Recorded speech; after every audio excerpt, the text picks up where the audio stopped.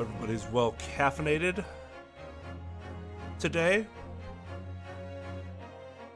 I am not yet. Slow morning. I was up late last night. Doing a bunch of shit. Whew. So, see how this goes.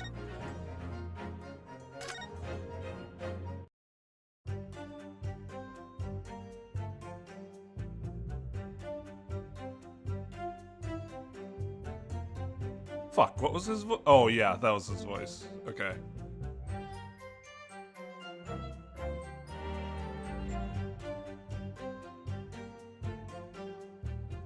I remember Maki's voice.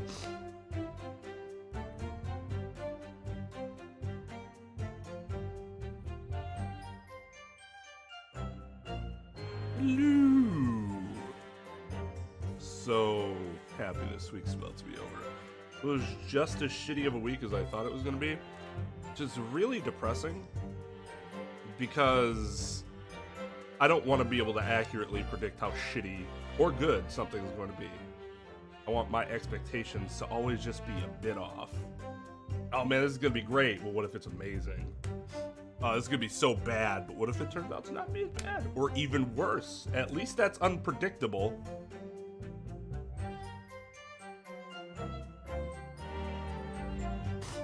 But I'll tell you one thing, I feel fucking relieved. Ugh.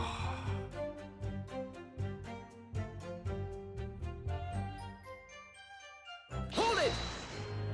Terrible. There were 3 balloons flying above the experimentation stage at the time, I understand? See! All 3 of them, my bellissimi bambini? I should probably have just given him an Italian accent, although I don't really know how to do one all that well. That isn't super ridiculous.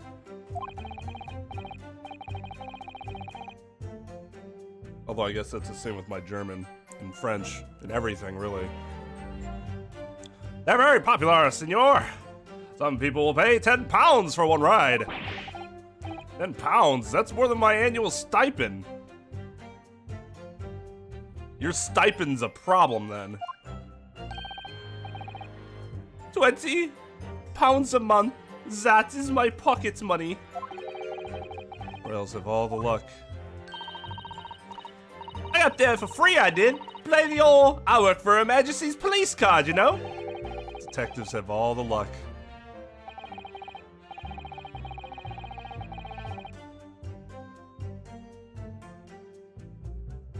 I feel like I did a Super Mario accent recently. I just don't remember what it was for.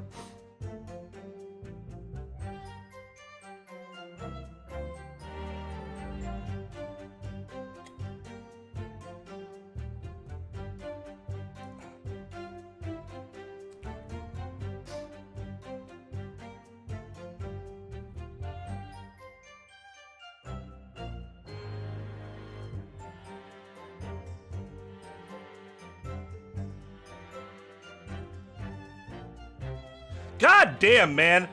What? So much depressing news from viewers about, like, their school situations. I lost my stipend. I lost 25% of my scholarship. Jesus Christ. How is all this bad shit happening at once? It sucks.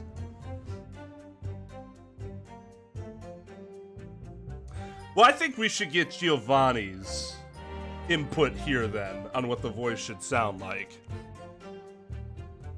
given actual Italian, you know? If they're so popular, why would you only be operating such a small number of balloons, though?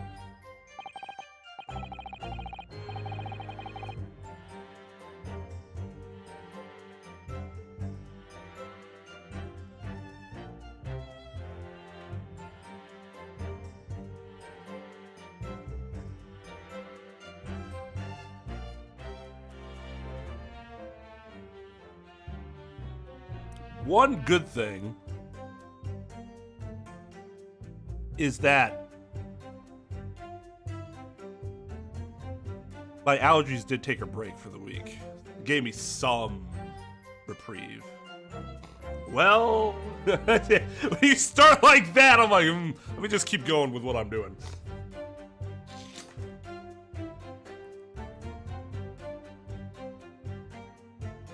At least somebody's keeping this shit up.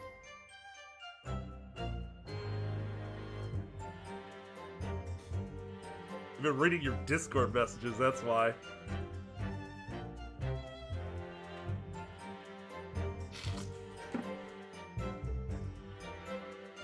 What does that mean? You have to get a job or something?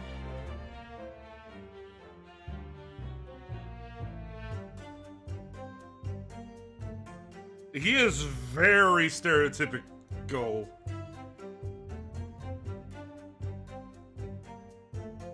Because I have too many in the skies. They can crash into each other. Oh, that just feels awful. The operators for the balloons were decided by lots, with each operator manning a particular area. C, the zone above public experimentation stage is the most profitable. The other impresarios, they hate me. Thank you, witness. I think the court has a clear picture of why they hate you. Perhaps we could hear more about what you actually witnessed of the incident? Right. I can fill you in there, my lord.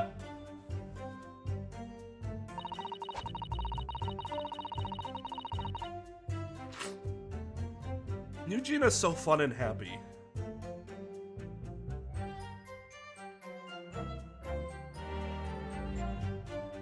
I mean, if that's all that happened to him because of too many mushrooms, I think he got off easy. Hold it! So you actually saw the accident happen from up in the air? Yup, ain't it amazing what a detective gets to do, eh? I'm telling you, Otto, being a lawyer's a mug's game. You should join the force so we can go flying together.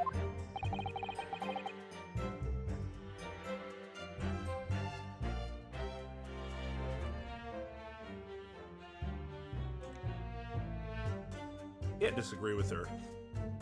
You know me so well. Yes, well, anyway. Could you tell us exactly what you saw, do you think? And that's the exact opposite of the mainline Ace Attorney game, which is really funny.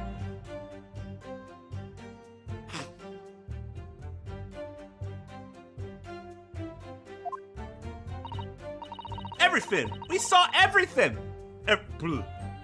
I mixed my... Everything! We saw everything! Cause we were up above it all. That dodgy cove climbing in that cage and that dodgy professor pulling on them levers. And that's when it happened. That's when there was that massive bang and the cage disappeared just like that.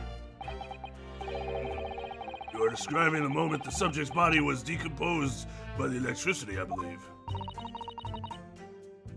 Decompiled to be more appropriate, my lord, but who am I to correct you? Actually, I have no idea if that's correct.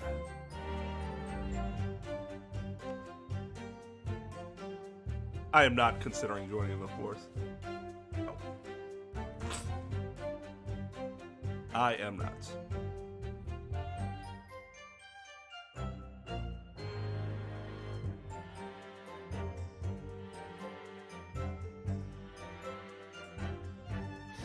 I have friends on the force. There's a reason they're on the force and I'm not, and I fully accept that.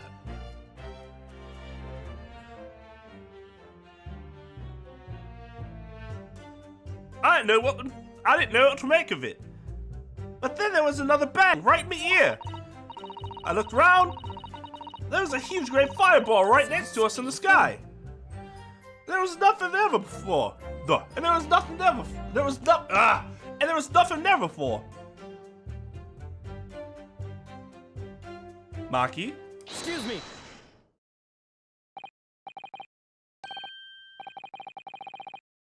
Yo, what's up, Amir? We're just talking about losing stipends and having small stipends and that dude who's super stereotypical Italian.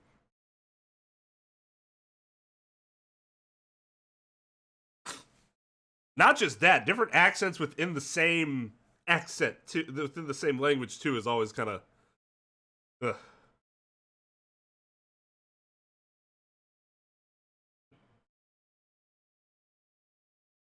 Well, so the idea of beaming someone from one area to another, isn't it more you're decompiling the person as opposed to decomposing the person?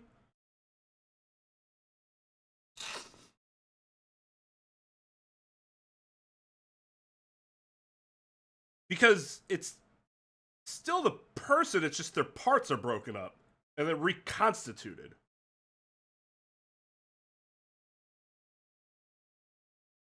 Oh, the gun that he's able to shoot perfectly while not dislocating either of his shoulders. Well, I mean, this is Rich Maki, so, you know, his help carries it for him. Master Guts? Does your memory of the day differ?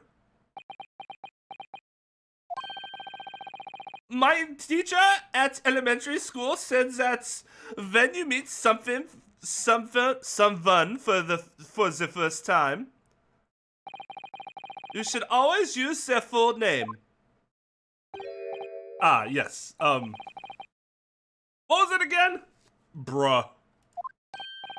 Wilhelm Gottschalk Sigismund Ornstein.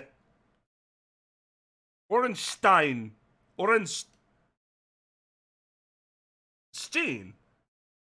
Like Rammstein. Or is it Rammstein? Rammstein.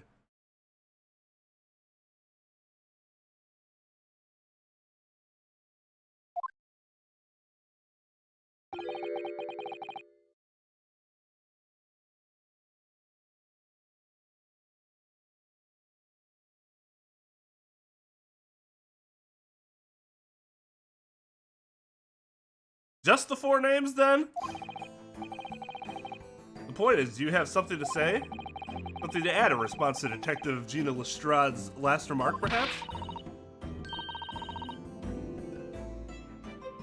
Oh, get it right, Odo! It's Inspector Lestrade. Eh. Why does everyone have a problem with how I address them at the moment?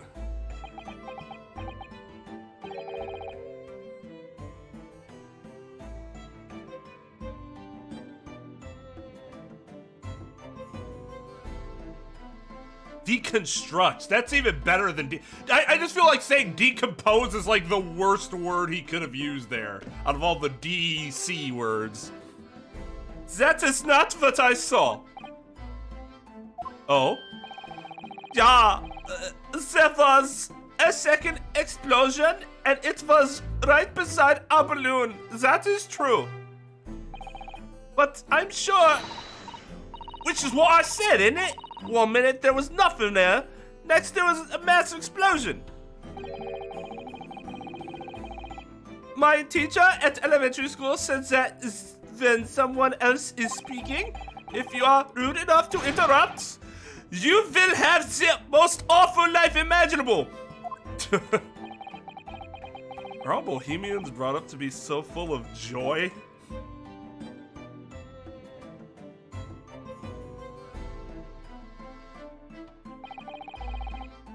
Yeah, I still have money. Just before the second explosion happened, next to our balloon, I clearly witnessed a green balloon flying in the sky. A green balloon? Ah, you what? Never saw nothing like that. Then I did, I saw it, and you can't say I didn't. I will complain to the council. I will cry and scream. My testimony is the truth. I am Bohemian Prince. You cannot say it's a lie. That is not allowed. Playing the bleeding royalty card, are you? Typical. Says the orphan who likes to remind people that she works for Her Majesty's police. The two situations do not seem analogous there, Runo. The interests of cordial national relations between Great Britain and Bohemia. shut the fuck up. What did he say?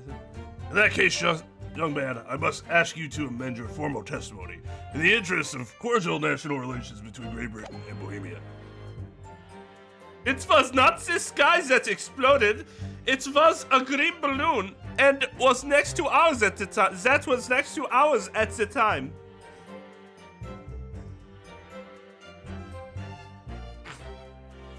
I'm curious. Hold it! A green balloon, you say? Are you sure about that? Of course I am sure. I am proud Bohemian prince. All these questions are making me boring.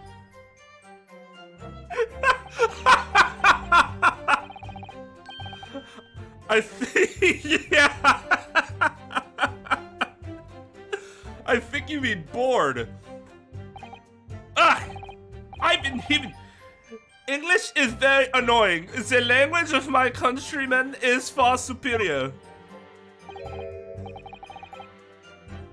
Ragazzo, it is very wrong to lie. Lie? Fly balloons never explode. For the same reason the planets never explode. It is logic. It is logico. Logico. Logical. It's logico.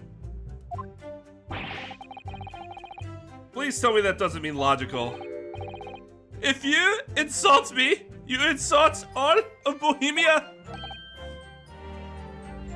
But I will have the army come and shoot you all stupid balloons out of the sky, all of them.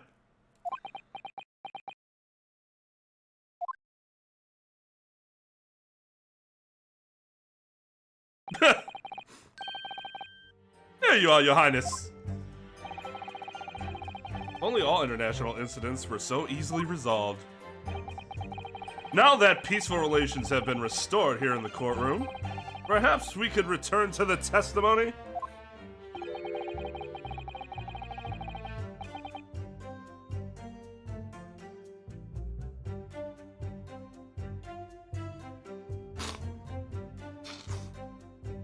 Oh yeah, here we go. Here we go, the Turkish kid comes in like, isn't that guy Spanish?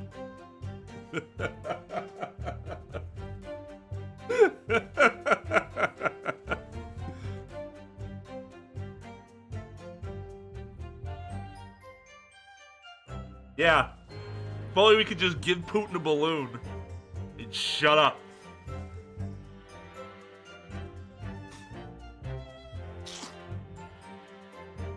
Did you also see the moment that the cage materialized, Mr. Loon?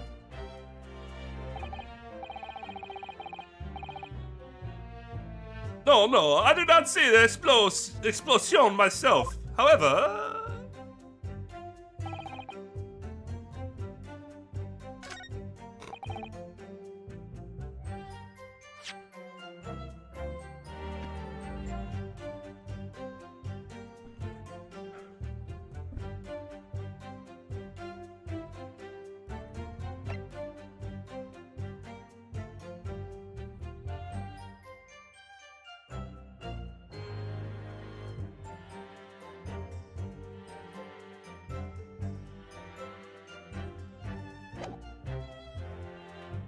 we agree with him, though.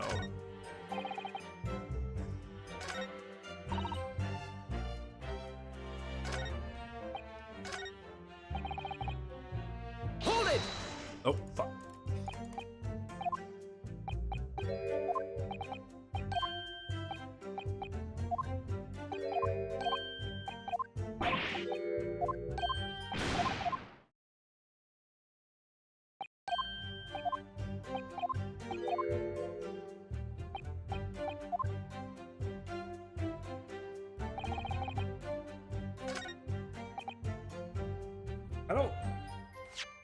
This shouldn't seem like an objection because we'd be... Objection! No, okay.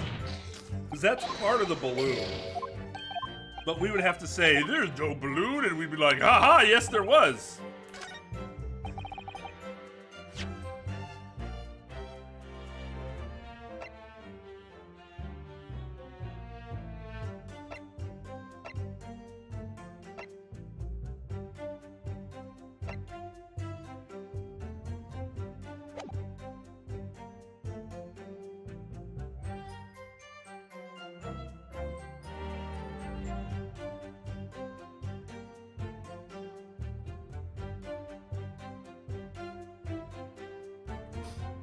Really? That's interesting.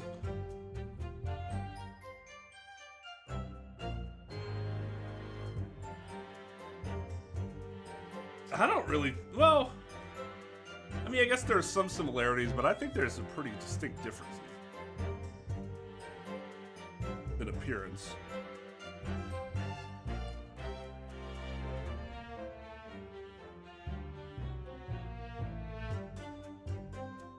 Hold it! Did you see that actually happen? No, in reality I did not. I saw after it hit the tower. There was a grande confusion around the stage. I ran to see what had happened. I was terrorized by the idea that one of my balloons had crashed. Those they are his livelihood. But when I looked up to the sky, all of my precious balloons were still there. I saw it though. I saw it slammed into the tower. After all, I am a detective now. Then tell us what you saw, Inspector Lestrade. That's what I'd like to hear.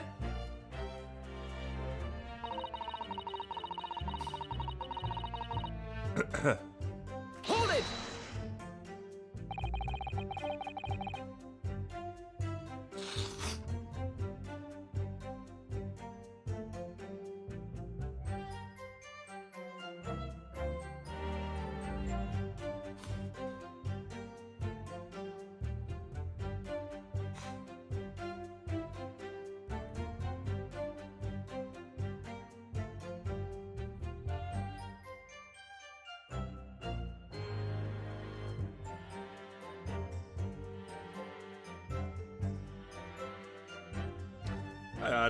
I really want to learn a Latin language well, I should say. I know a little bit of Spanish, but it's not very good.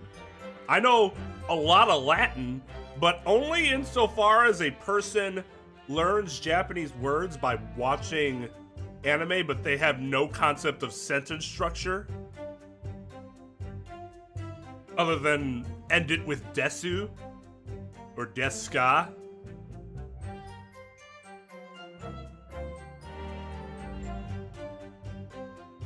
Desuka.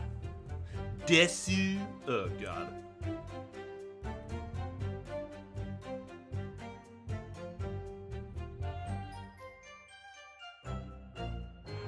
The Danganronpa bridge. The Psycho made no sense. Ugh. Was it you who gave the order to keep people away? Use your head, Odo. How could it have been me? I was up in a balloon, wasn't I? Right. So, cause I weren't available, it was the boss who had to leg it over there. He was getting shoved and kicked all over by the panicking spectators as he tried to seal off the scene. It was a real sight to behold, I can tell you. Amazing. Poor Inspector Gregson. So anyway, I couldn't see the cage that well because of all the smoke. I didn't really want to see, to be honest. I was scared out me wits. Keep it together, Inspector. Prosecution really is asserting that the demonstration was genuine. What if it was actually some kind of switch around trick instead? That would mean that the victim was never actually on the stage in the first place. The two explosions would have thrown everyone watching into a panic, for sure. I think I need to find out more about what exactly people saw at the time.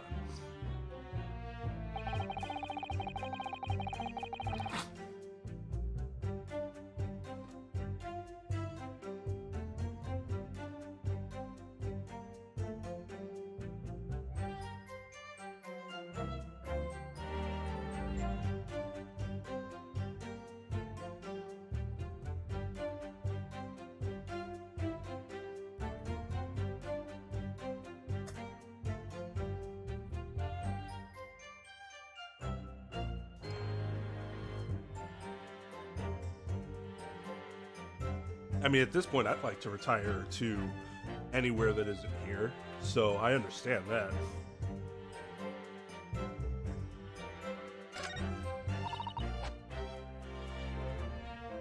Dang.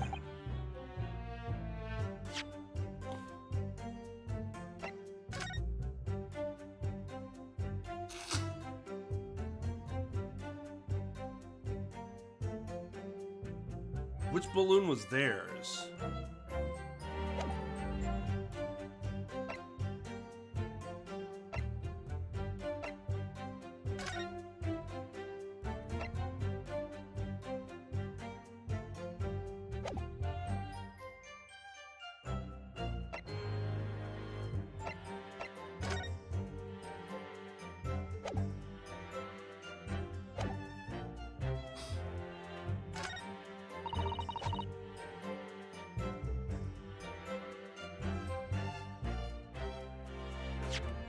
I'm actually not sure how they want. Objection! Oh, okay.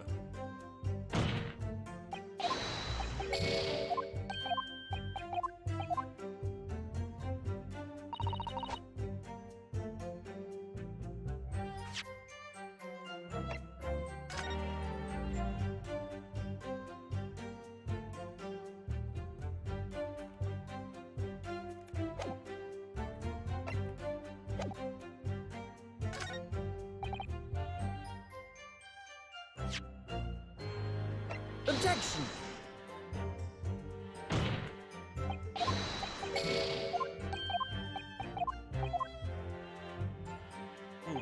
I'm a bit confuzzled here.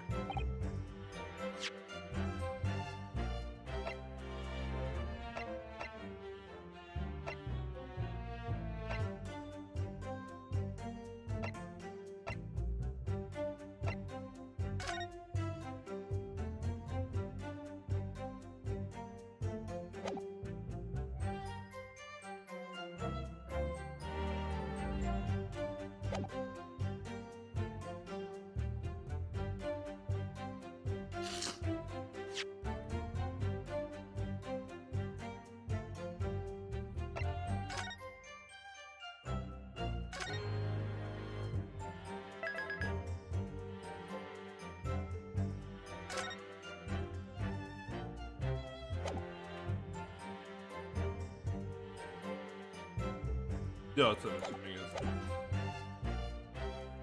Okay. Cage, it fell.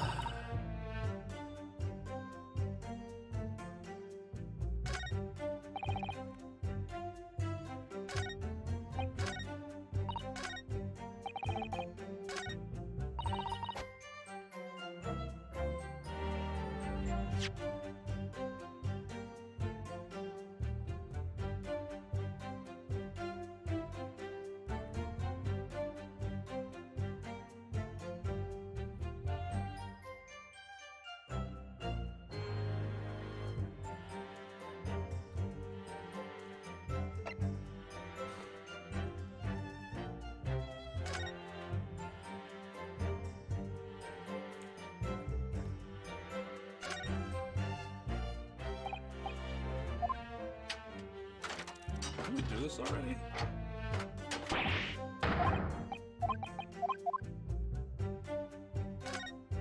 Oh.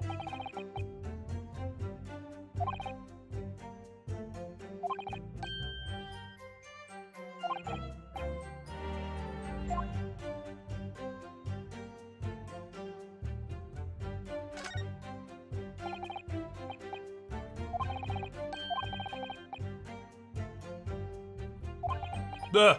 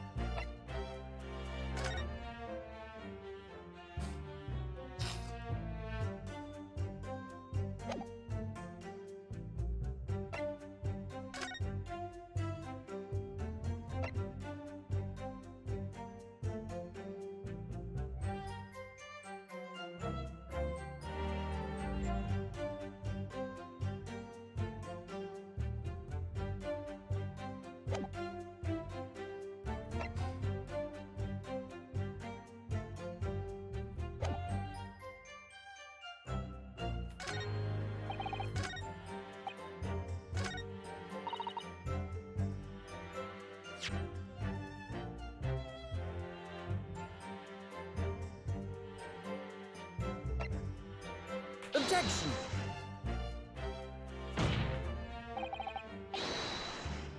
I really kind of stumped here.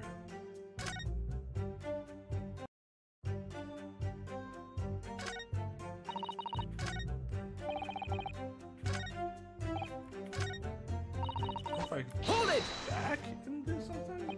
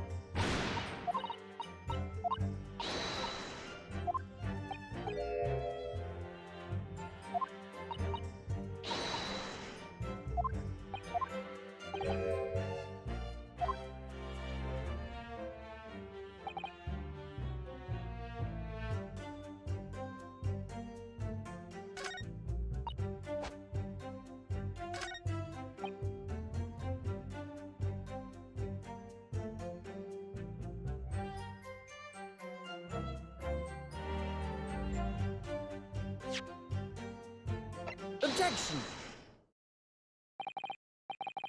Mr. Loon, in your testimony, you said that all 3 of the balloons you had operating at the time were undamaged. See, that is correct. If they had been caught in the explosions, it would have been terrible.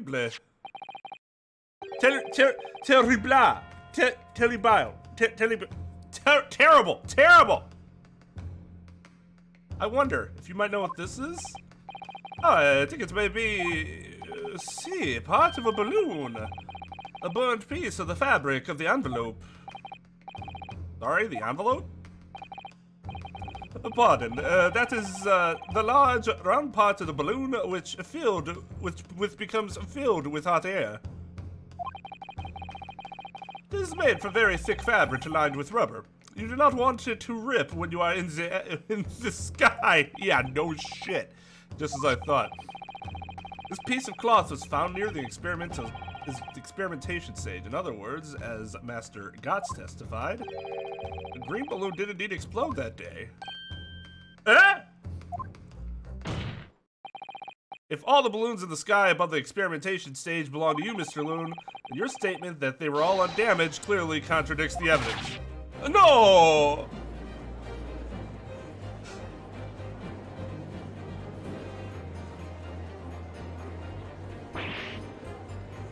It's 10 whole pounds! Objection! The instantaneous kinesis did occur, but after the explosion on the stage. The point of materialization shifted to a location occupied by a balloon. Causing the balloon to explode? Yes, eminently plausible. An unfortunate traffic accident, as it were, but it changes nothing about the pertinent facts. This I cannot accept! Why not, Mr. Loon? You are suggesting that I am a liar! That person's died in a balloon incident! There's no need to get fired up, Mr. Loon. The victim was the sole fatality that day. That's right, and I prove it! Balthazar Loon is not a liar! There was no such balloon in the sky! It is not possible! Possibly. Possibly.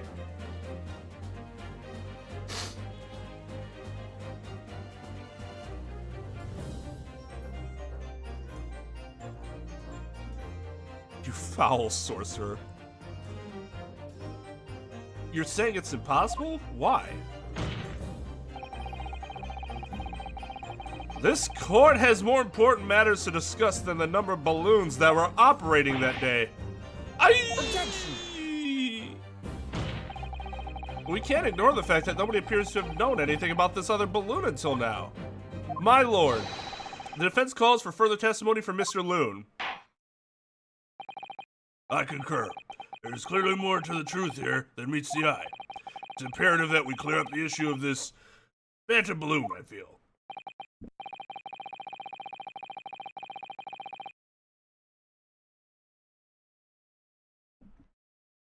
Witness, you'll give supplementary testimony about the balloons you were operating at the exhibition.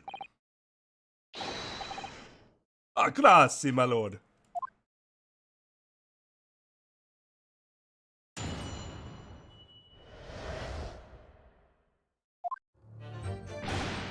As I said, Balthazar Loon is no liar. Every balloon I had in the sky landed safely. All 3 of my balloons were carrying passengers. If they fell to the ground in an explosion, what a catastrophe! But you can't get away from the fact that a burnt up bit of cloth was found at the scene, can you? The cop was at the yard wreck and it was probably some debris thrown from the explosion on the stage.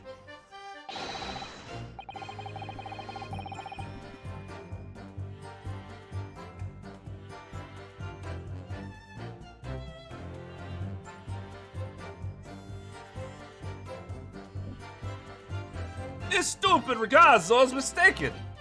My balloons have the red and blue zigzag stripes anyway.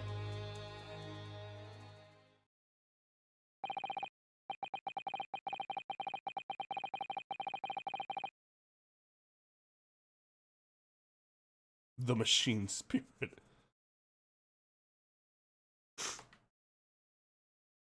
So your assertion is that the balloon this child saw was not one belonging to you? Si, exactamente. If he even saw a balloon in the first place. I do not like the sound of it. It is very bad for business. I have a good mind to sue the land of Bohemia. If you attack us, we will fight back. It will be war. All out war.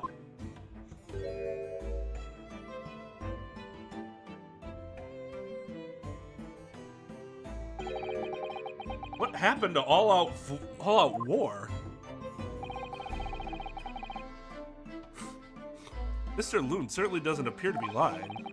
That doesn't change the fact that the testimony and evidence are contradictory here. If the defense is unable to find fault with the witness's statements, the court must consider them the truth.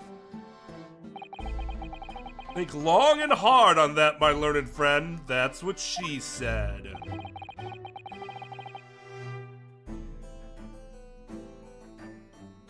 Not that far. Not that far. Not that far. No.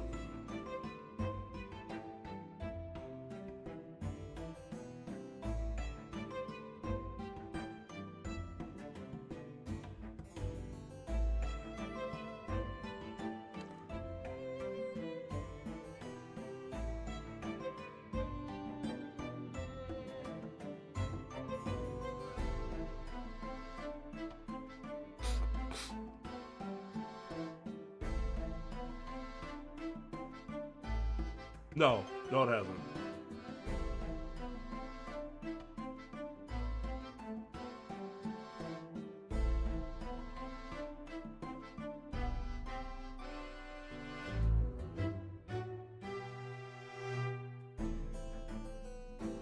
And now you two are the ones that suffer the consequences. I said we're not starting with that shit.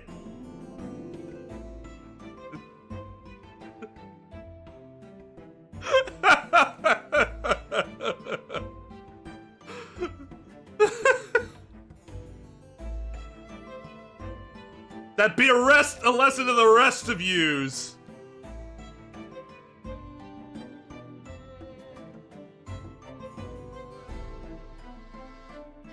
The situation has clearly changed now. I have to get to the bottom of what happened here, no matter what it takes. Also, you may now cross-examine the witness.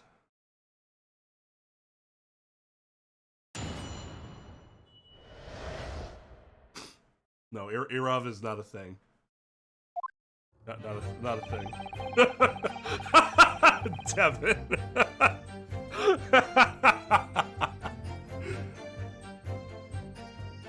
Hold it!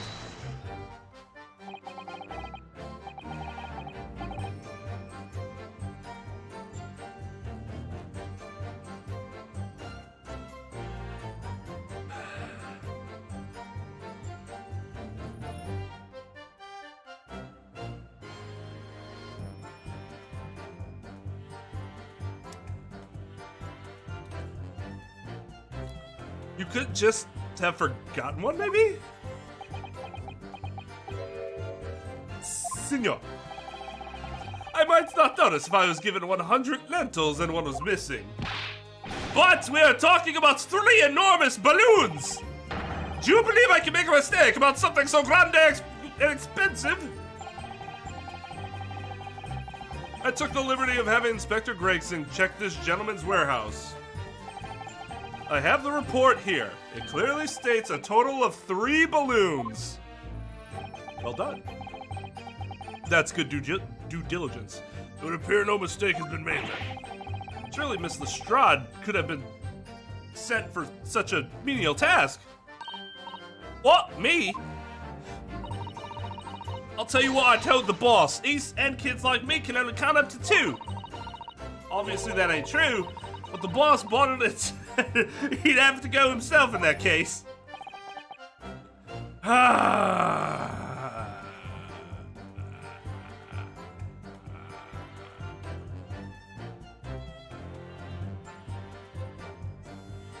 See.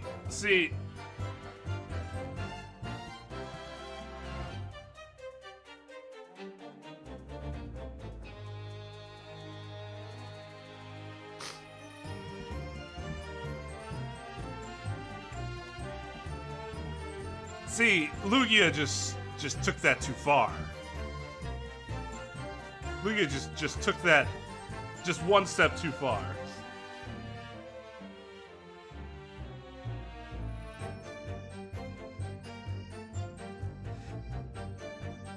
Ignoro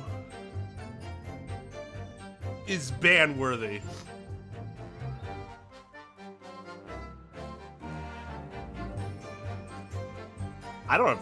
Lentils make me full. I don't mind lentils. I'm not super crazy about them, but I like them.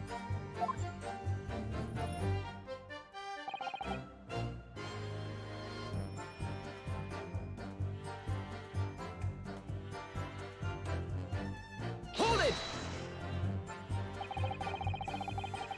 It would be quite a catastrophe if they fell to the ground for any reason, I think. On that note, Mr. Loon, please, tell me, what is it that keeps these balloons in the sky? Are you an idiota?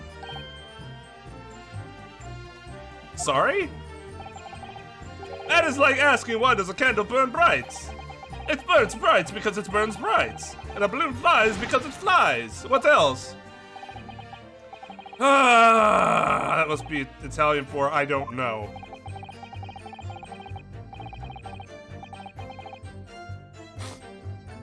There are 2 types of flying balloons, hot air balloons and gas balloons.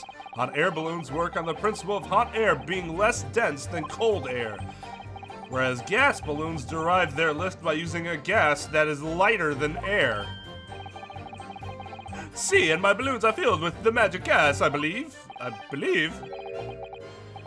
Hydrogen, lighter than air but highly explosive. Good lord!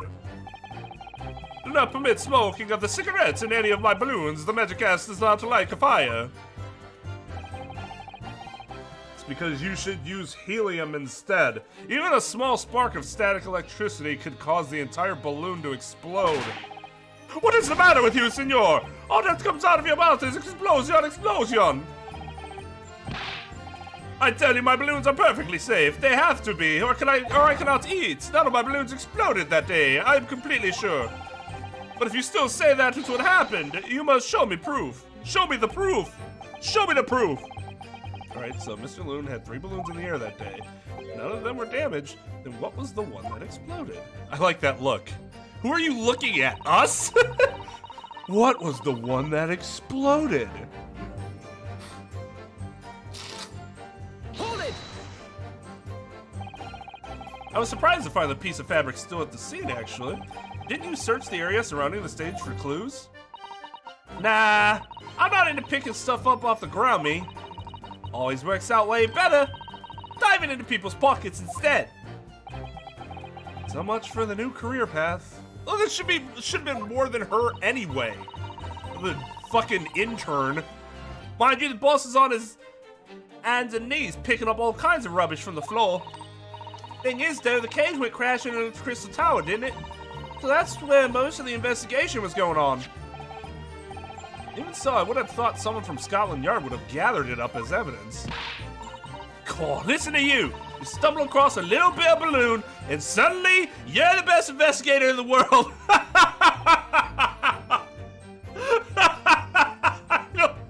I don't know what it is about how she said that. You find a little bit of a balloon, and suddenly you're the best investigator in the world.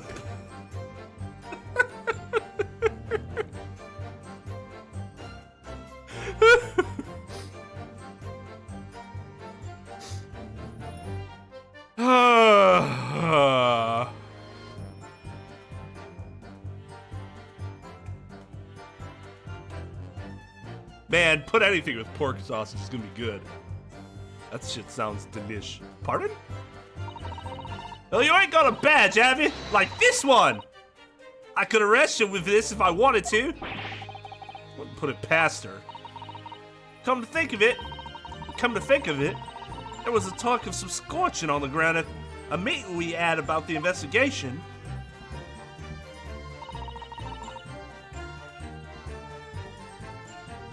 Hold it! There's considerable damage to the stage and surrounding area, wasn't there? Yeah, some of the covers what we're watching. Wait, oh, it's codes. Yeah, some of the codes what we're watching the experiment were caught in a blast and injured. Good job the old contraption didn't kill over, eh? I hadn't even considered that. It seems there was a great panic after the incident occurred. Nevertheless, the police shouldn't have missed a torn piece of the envelope from a balloon. Inspector Gregson can expect repercussions. Here we go. Cutting of salary.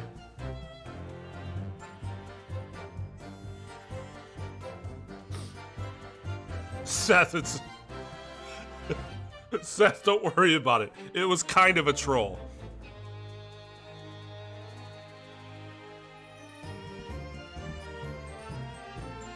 Wait, why did you lose your mod status?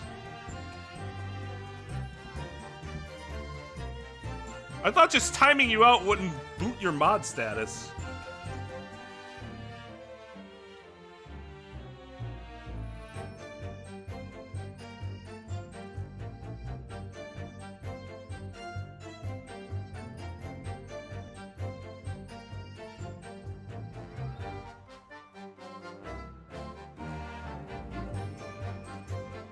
That's true. It's not like he's ever gonna go hungry. Problem is, if that's all he's eating, his arteries are... He's gonna have a heart attack in like a year.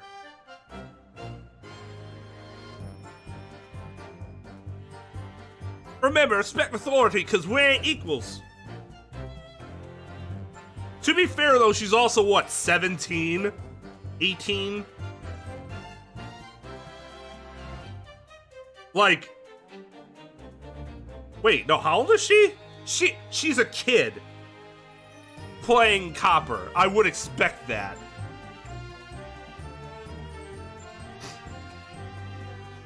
She's 18 at this point?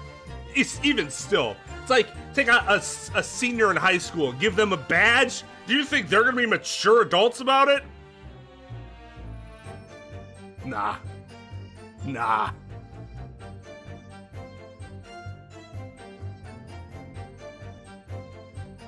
It's funny because I refused to show my badge, and everybody's like, show them their badge! If Gina was playing this game, everybody would always be, oh, she's on the badge! Ah!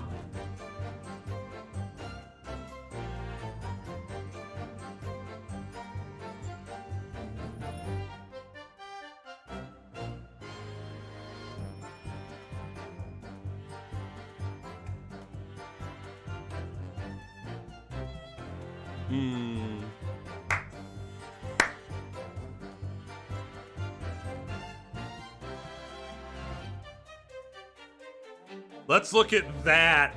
Let's look at that thing of beauty.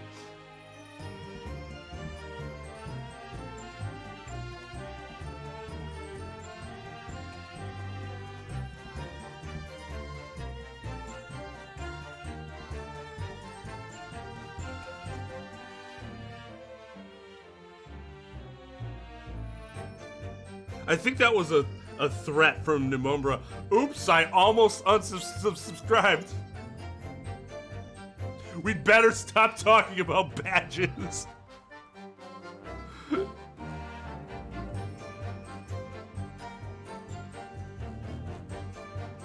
Yo, what's up, Yoke? Now, acknowledge. I don't even know how to pronounce it. Acknowledge. Acknowledge. It's like the closest I can get to it.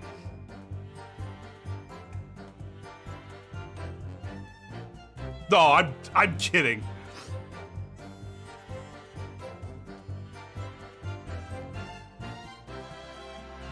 What? What is it?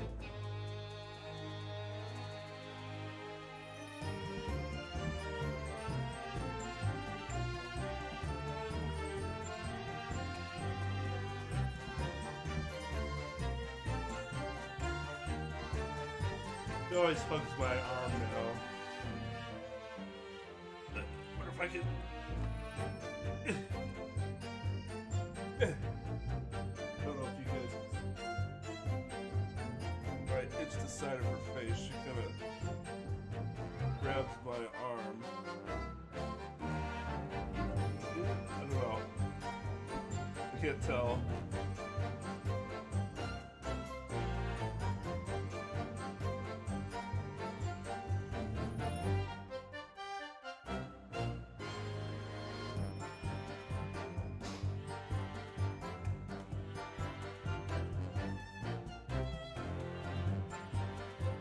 Tyler Devin. Inspector, yeah. Pay cuts! Like me swiping all his fish and chips, eh? Man, so pleasure. Hey, Cooper. What's up? I almost went all out 1999 there, and I feel embarrassed for myself. None of this matters. That scrap of balloon envelope means nothing. Niente.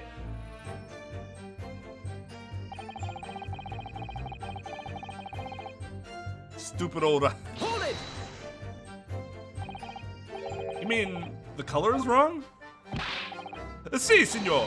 I do not have any green balloons in my warehouse. And yet a piece of green cloth was found at the scene. It's unmistakably from a balloon.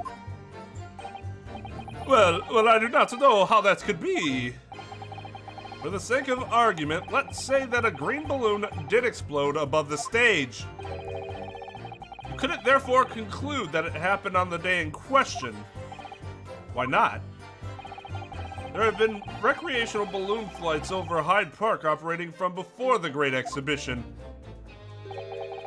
One could have exploded on some earlier date. Unfortunate, as I'm sure you'd agree. Wouldn't we know if that had been a thing? It's like when we're talking about,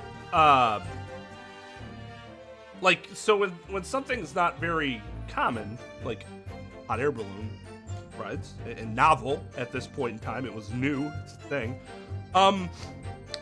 there tend to be reports of when something bad happens. Like if there's a car accident involving a self-driving car, you better believe we are all hearing about that shit. Nope. Nope. Nope. Nope. Nope. No evidence of that. No evidence of that. No evidence of what I was referring to.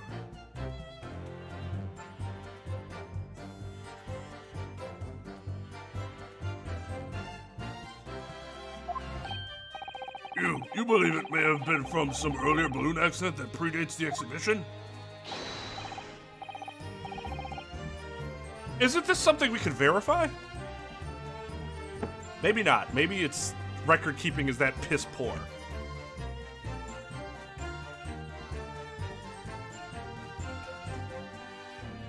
But I would think a balloon explosion would kill people.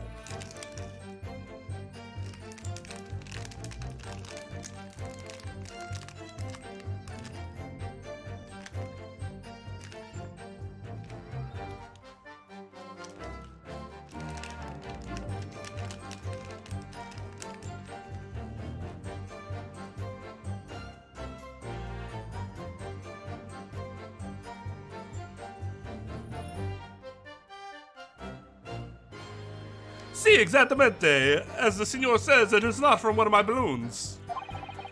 Clearly, this little ragazzo from Bohemia is mistaken about what he saw. Son of a bitch! Excuse me. Is something wrong, Master Gotts? Obviously. It's Master Wilhelm Gottschalk! 6-1 Stein! Oh god, it's Steen, right? Steen. It was on the tip of my tongue. Yeah, something is very wrong. I know what I saw. There was a green balloon there. I swear it. I swear all over Bohemia. You can speak as much bad language as you like, but it changes nothing. If you do not have evidence, ragazzo, then I must tell your parents to punish you, eh? Perhaps we'll let the judge decide when it comes to punishments. Evidence? What is this evidence? To give a simple example, young man, a photograph, for instance, some tangible proof of what you claim. Well, why didn't you say so sooner? I have the photograph here. Good gracious! What? I had not been up in a balloon for a little while, so I was very excited. I took lots and lots of photographs. That thing probably weighs as much as he does. Of the Crystal Tower, of the Bohemian exhibit, of the streets of London, of the hot ear cellar, the balloon. And the instantaneous kinesics experiment? Did you take a picture of that? Ja, fun picture. Really? You did take one? But all I wanted was a ride in a balloon. I was not interested in boring experiments. Experiments? Never mind that. Can you show us that photograph? Of course. And then you will see. You will see I am not lying. That I really did see a green balloon. Except it's in black and white. It's actually monochromatic. Sepia tone.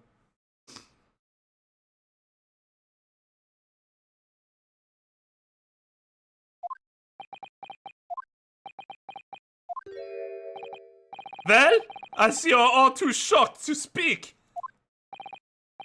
Yes, I think shocked is indeed the word, young man.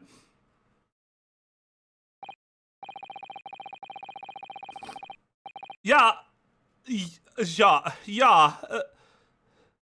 Perhaps you cannot see that it was a green balloon from this photograph, but that is not my fault! That's the fault of this stupid person who made the camera! Wah! Wah! This is one very bohemian sounding cry. Wah! Wah! Very well, the court will accept this photograph as evidence. It's not my fault. It's the fault of the person who made the camera. Well, never mind. I'm sure you have plenty of wonderful sepia memories to take home with you. In any case, would you have said that back in the day? Oh, I'm sure you have many sepia memories to take back with you.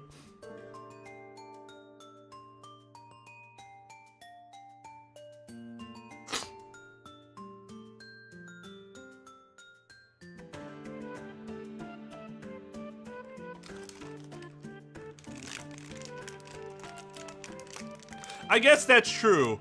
It's new for him, but it wasn't really new for London. I would still think that a balloon exploding and killing like 4 people would be pretty big news.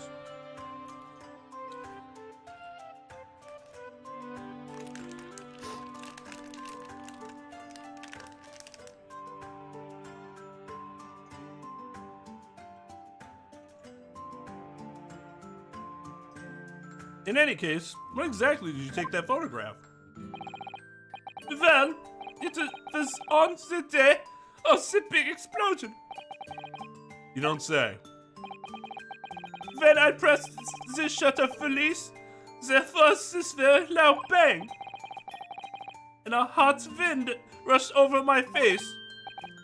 That means the photograph was taken a split second before the explosion occurred. Well, hey, it's not black and white, so. Eat a dick, colorblind man.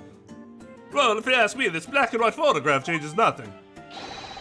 I could not give the flying fig. Lovely language you picked up. As I thought, Mr. Loon's testimony just doesn't quite add up. The young Bohemian boy claims to have seen another fourth balloon. Mr. Loon vehemently denies the possibility. And it's hard to imagine the man in charge could be mistaken about the number that were in the air. Still, this inconsistency must tell us something, I'm sure. Oh, the humanity!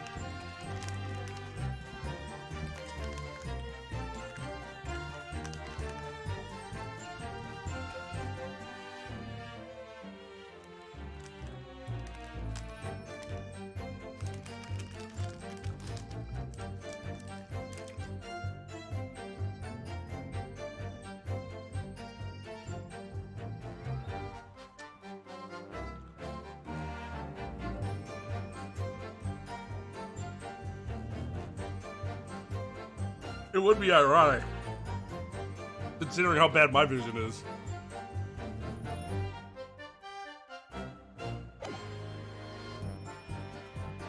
Objection! Okay, that is not it. You can clearly see that balloon doesn't have the pattern on it. Are you kidding me?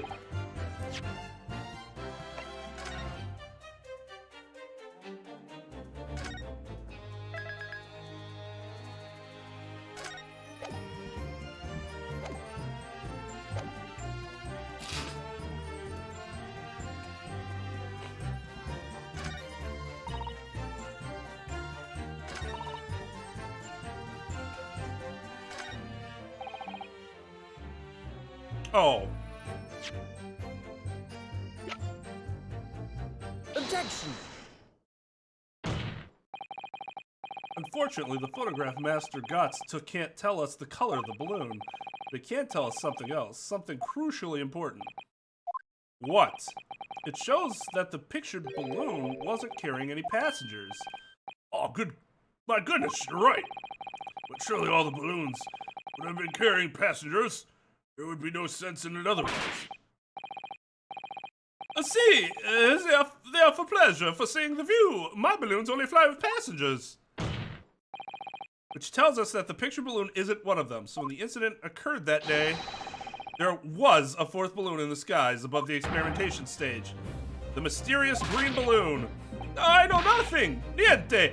I can only tell you one thing. If this balloon was not carrying passengers, then it was not one of mine. Objection! There are illegal tradesmen everywhere you care to look. Clearly one such entrepreneur decided to capitalize on the opportunity presented by the Great Exhibition.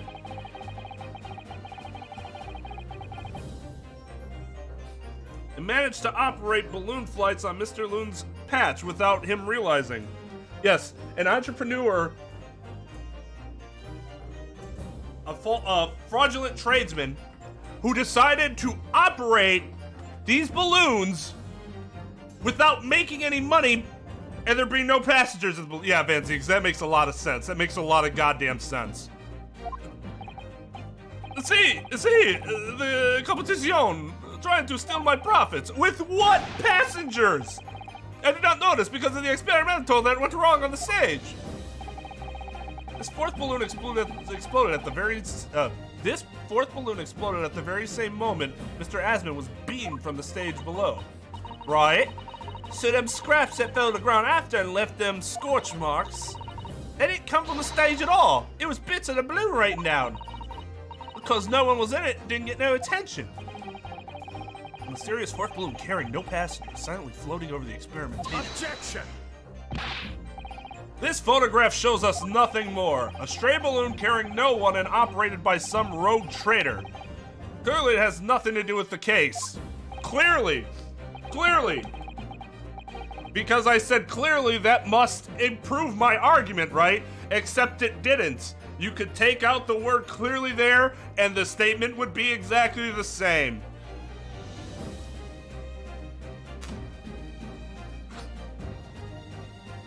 Statements like clearly, obviously, stuff like that when included in arguments mean nothing. They're superfluous to your actual argument. Keep that in mind. When I see those words in arguments, all I see is I have to exaggerate my position here because my substance is weak. Or you're just trying to do it for dramatic effect. Which I'll give you that. I do it for dramatic effect sometimes too.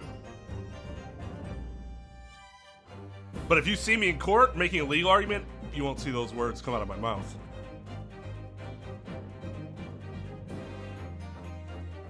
The villain disguised himself as an air balloon?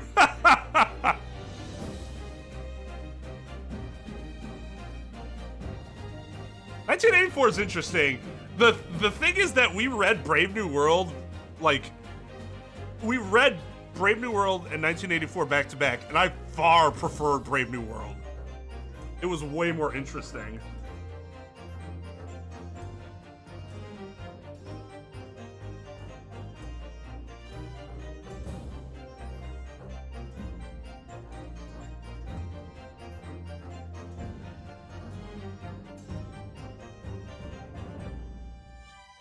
The problem is that he does, and it'd be one thing if he actually made good arguments, but it's just like,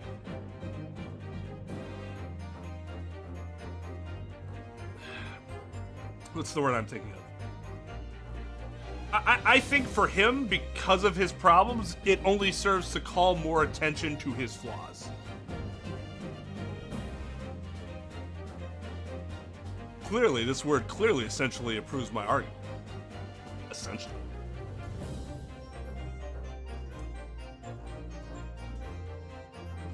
Like, if he made really good arguments consistently, I wouldn't even notice that or comment on it. It'd be like, whatever, you're just using it for dramatic effect. But his arguments are consistently so goddamn weak that when he says shit like that, it just becomes even more obvious that he's lacking in any substance.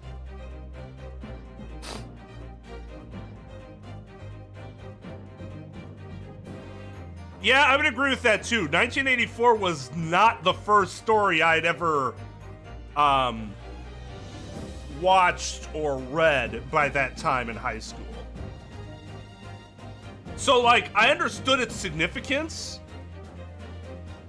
Like, thinking back, like, oh, okay, so this is when it, like, became, like, a mainstream thing and why people were like, okay, that makes sense. But it didn't have that impact on me that people who, like, that was their first dystopian experience probably had.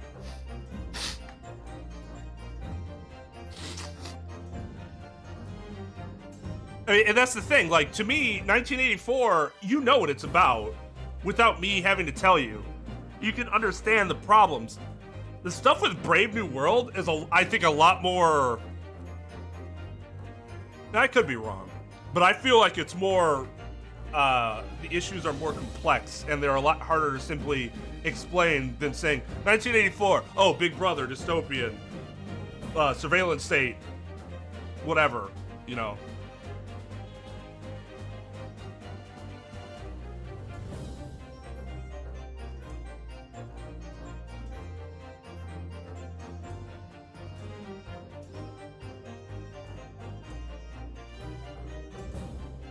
No shit, really? Are you just saying shit? Is the Human Torch really the first superhero?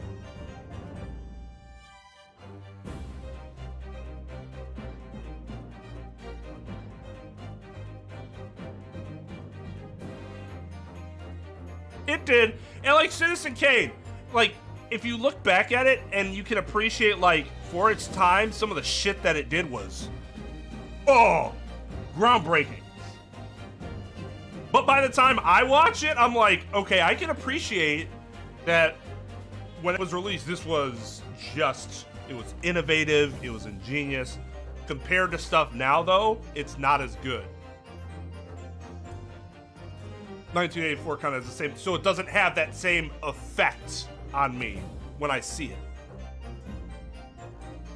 Other than, oh man, I could see why if you were alive then and you saw this, your mind would have fucking exploded. But that's not the same thing, right?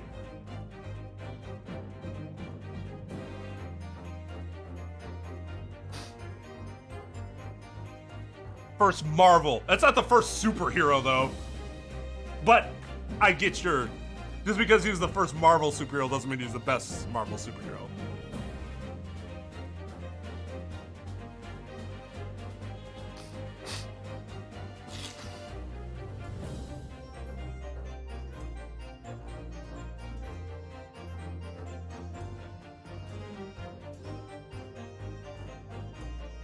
It does feel generic. Which, like, that's the thing, right? It was so groundbreaking and good that it became generic. That's actually a really, it's a really interesting part of intellectual property law in general. When something is so good that it becomes so utilized that it becomes generic and it loses its power.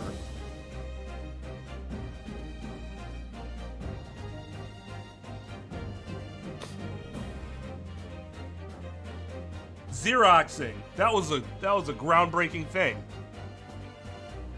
But then the word Xerox as an IP lost its fucking power because everybody started saying I'm Xeroxing something. Google became the most powerful search engine in history. But even Google itself as an intellectual property is losing its power because doesn't matter what search engine you're on, you probably say I'm Googling something. That's the problem with something being too good. Too good that it sets the precedent that from which everything is derived and it becomes generic.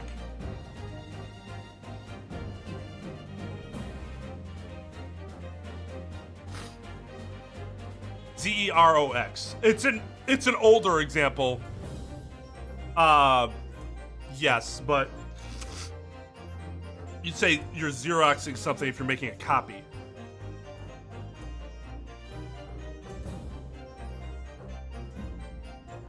At this point, the technology itself is kind of being, slowly phased out. So by the time Gen Z is like running things, it probably is going to be a thing of the complete past. But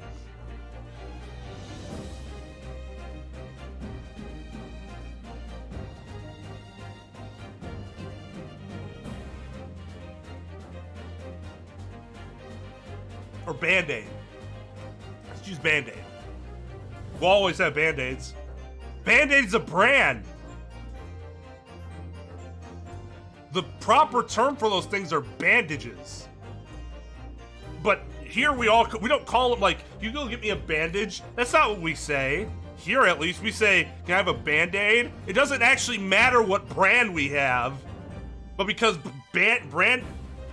God damn it. Band-Aid is so fucking popular. That's what we say. Kleenex, that's another good one. You don't say, oh, can I have some tissue paper with which to blow my nose? No, you probably ask for a Kleenex. And that's the brand. That's not what the thing is called itself.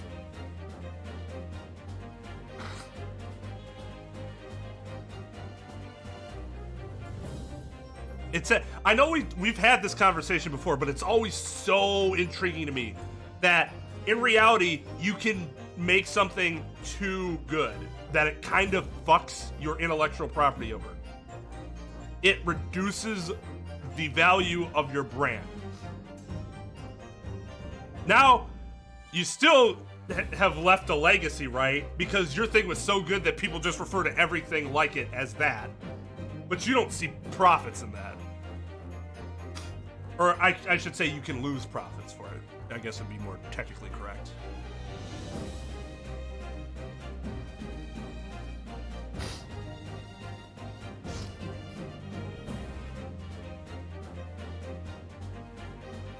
I have no idea what those words are.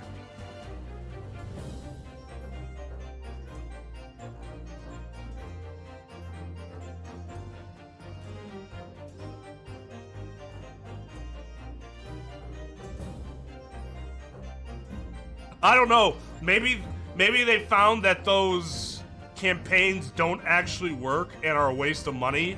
That's my guess. Because that's what would make the most sense, since everything's run by profit. And if something isn't considered profitable, some action isn't going to be profitable in some way, then companies generally won't do it.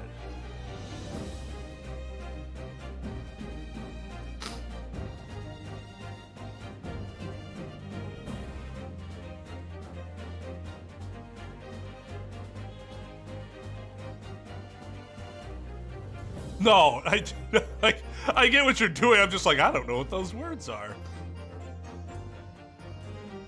I didn't know if they were like actual words or misspellings.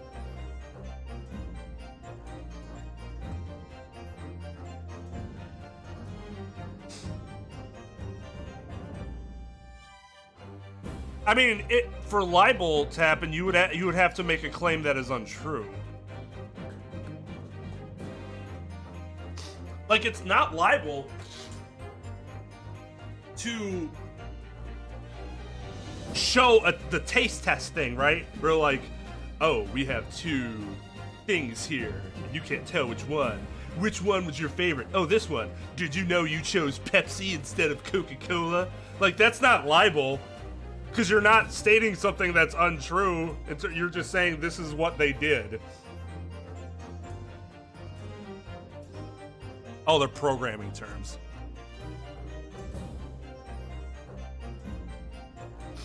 Is it slander?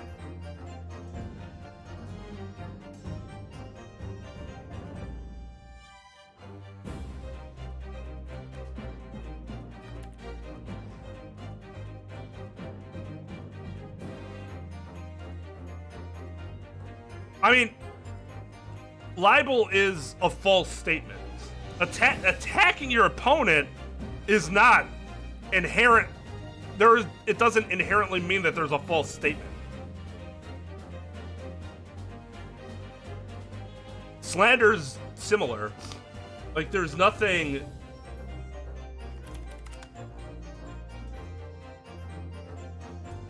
Yeah, it's both of them. There's.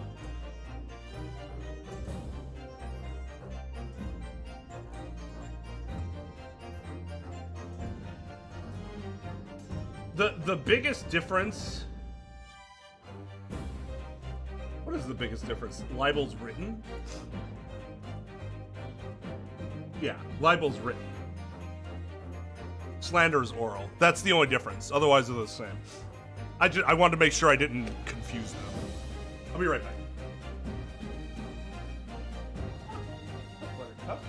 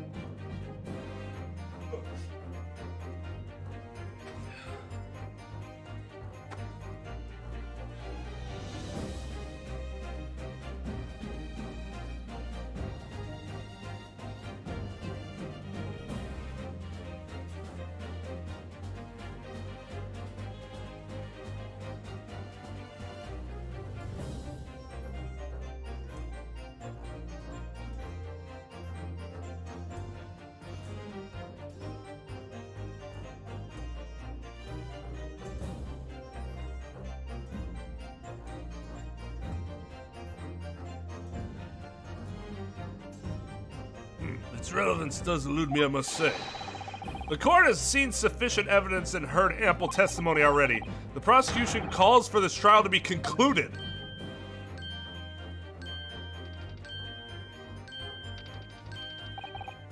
Really? You really got to the truth yet? No, I can't let this opportunity slip away. The jurors' minds are made up and not in our favor. What else can this photograph tell us? There's nothing more we can learn from it? Objection!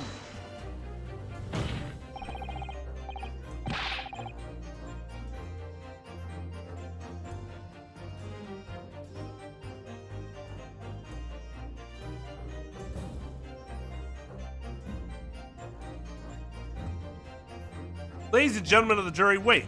Please don't give your decisions yet. Yeah, I didn't see the jurors and go, oh man, their mind's made up.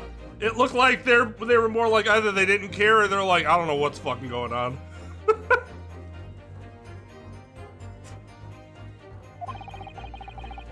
The photograph from Master Guts may well be hiding one more vital clue. What's that? Wait, what was his voice? It was like, what's that? A vital clue. Objection! We're well past the point of mere possibilities. It's time for definitives now. So tell the court that you're just saying that. That doesn't actually make it true.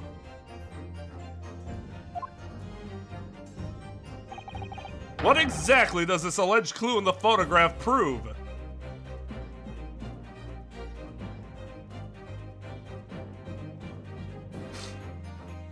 Okay.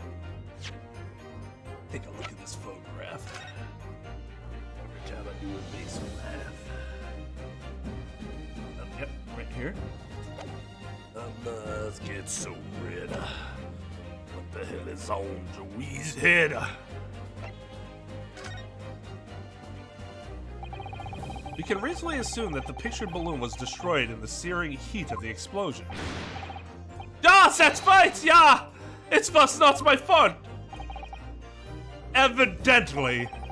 Because the birdcage from the kinesis machine materialized in the sky where it had been flying.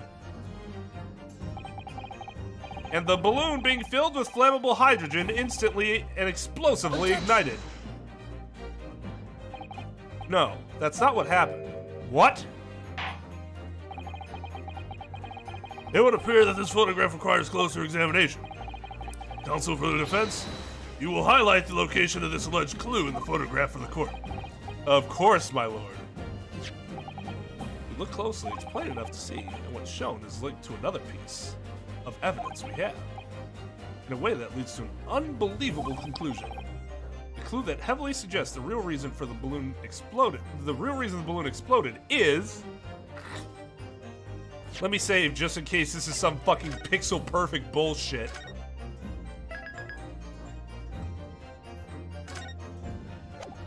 It is interesting how like ready he is to be like, it worked! Because he's like helping his friend but not helping his friend.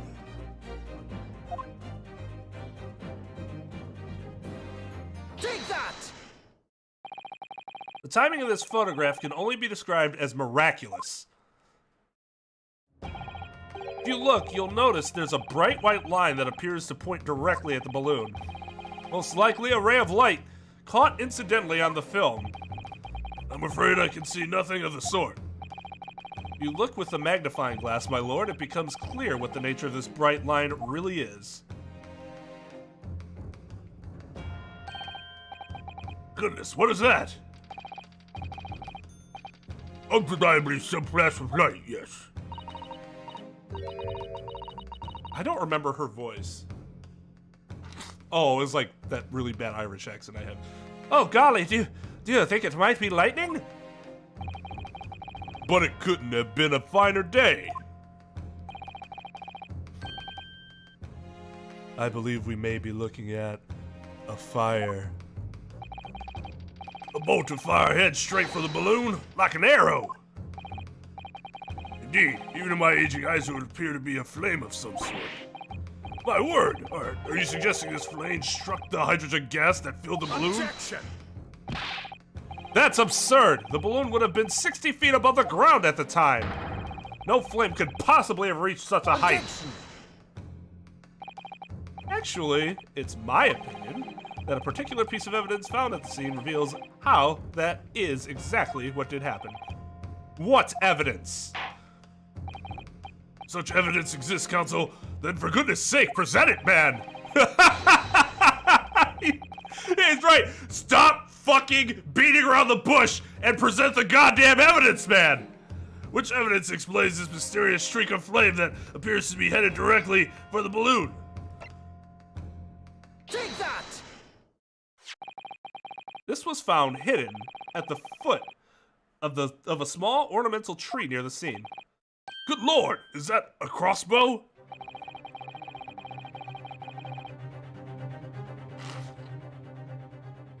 An arrow dipped in oil and set alight could have been shot from this weapon. Yeah, Van Zeke seems to be all over the place as to what he can believe and what he will not believe. Sending a flaming arrow straight into the hydrogen-filled balloon. Are you suggesting that crossbow was used to deliberately... Blimey, you're right! That streak of light in the photo looks just like an arrow, doesn't it? Then the explosion of the balloon, it was... Very likely the result of a flaming arrow from this crossbow igniting the hydrogen gas inside it. No!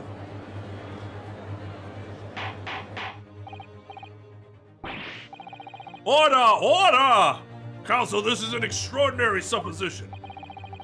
If the aim was to cause the balloon to explode, the shooter could have used a gun, of course. However, there's an obvious reason why that would have been out of the question. The noise of the discharge? Of course. That's right. By using a crossbow, the projectile could be fired at the balloon silently. Relatively silently. Well, yeah, if someone had shot a gun off in the exhibition grounds, it would have caused a real panic. But the big explosion, there was a big panic anyway, no? I don't like this. I should be pleased to have found a plausible new explanation for all this, but something feels wrong. Do you understand the implications of what you're saying, my Nipponese friend? If a flaming arrow did indeed hit the balloon, then obviously it would have exploded. And if the birdcage appeared from the cloud of smoke that ensued... Oh, wait a minute! What are you really saying here? I don't get it. Was the birdcage beamed up into the sky after all? Or... what? My goodness me! Ah, now I understand. That's what that sinking feeling is about. I think there's a good chance that the birdcage was actually concealed inside the balloon all along. What? Did I just hear that correctly, Counsel? There's no going back now. The horse has bolted.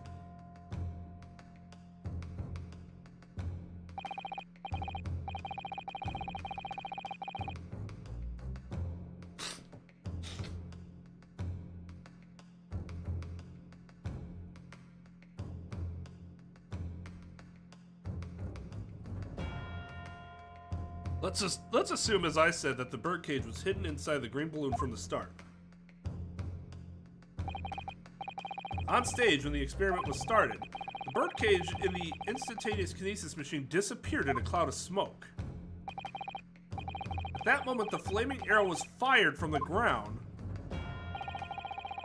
causing the green balloon to explode and drawing the attention of the spectators to the sky above their heads. From amid the smoke, the hidden birdcage then appeared to fall down and crash into the crystal tower. I think you'll agree it's entirely plausible that what I've just described is the real truth behind the miraculous experiment carried out that day.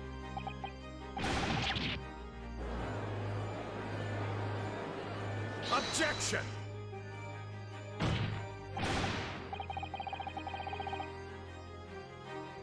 This is when the judge goes crazy on his fucking organ.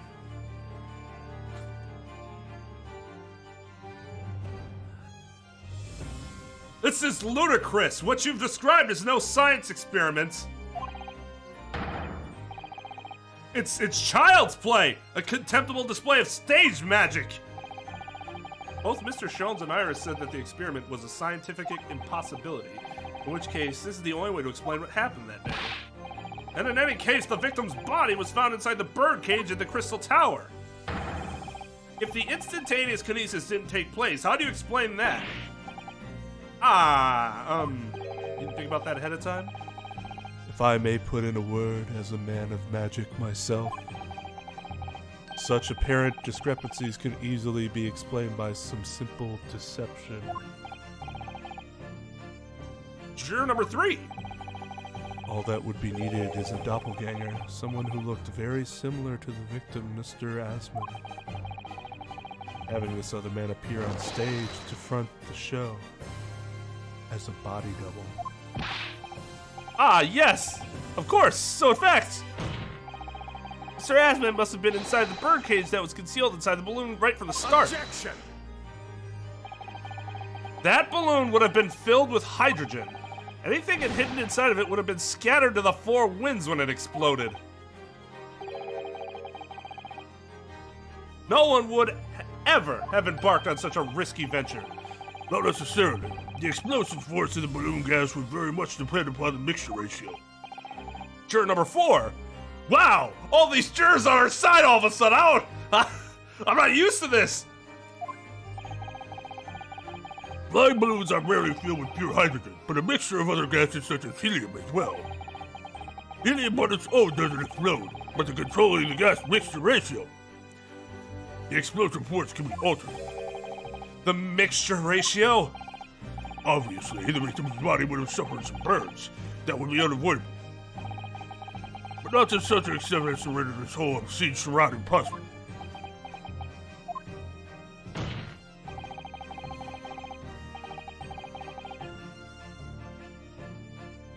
Well, yeah, they all have minds of their own. I can appreciate that. So everything that happened can be explained logically and scientifically. The explosion that engulfed the stage at the start of the experiment was no accident. It was all part of an elaborate deception to make it appear that instantaneous kinesis had occurred. Isn't one issue that we have with this, though, that he didn't exhibit any burn marks? Any burn marks. At all. Like, nothing. Judge is still up there like...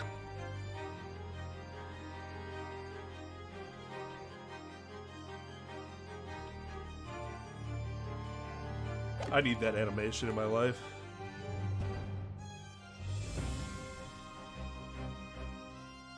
It's all part of an elaborate deception to make it appear that instantaneous kinesis had occurred. Oh, well, goodness me. It's so epic. This track. It's easy to get into the mood.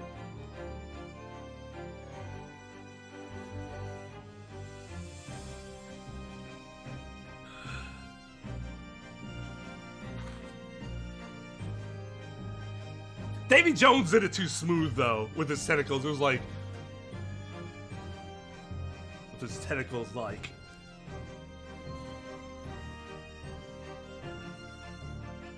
If we accept that this is what happened, it means that the victim, Mr. Asman, was never present on the public experimentation stage to begin with. Ugh. In short, he couldn't have been killed by the defendant, who was on stage at full view the entire time. Ugh.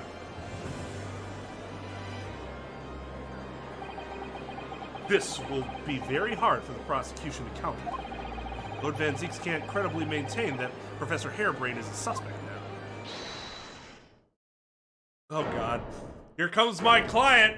Here he comes to wreck the day!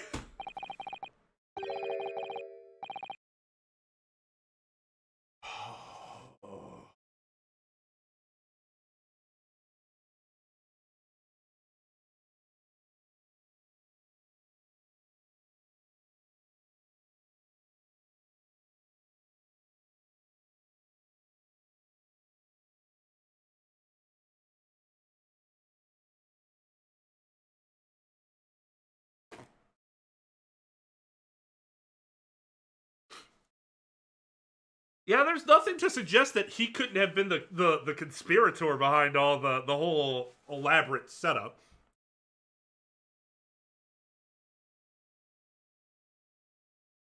I guess the question is why he would do that, though. Because it clearly implicates him. More so than anybody else. Mr. Naruhodo, I appreciate your efforts. Thank you.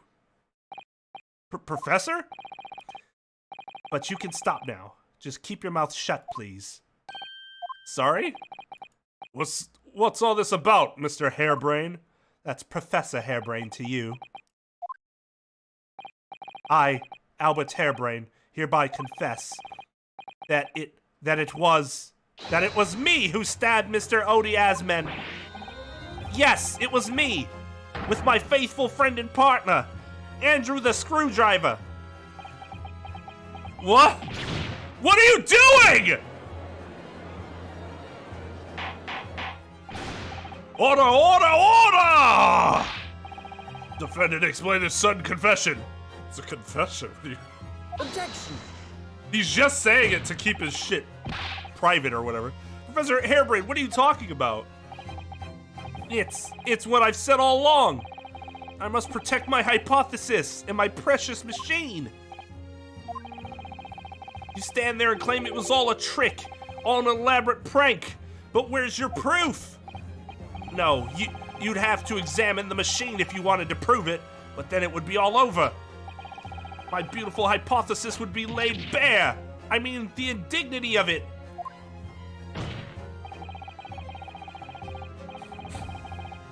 It's clear that you drew the plans for the experiment, but you didn't actually build it. It's quite conceivable that you were duped, Professor. If you'll just let me, I can prove... Barrack! Yes? I'll cooperate. I'll do whatever you say. I swear it.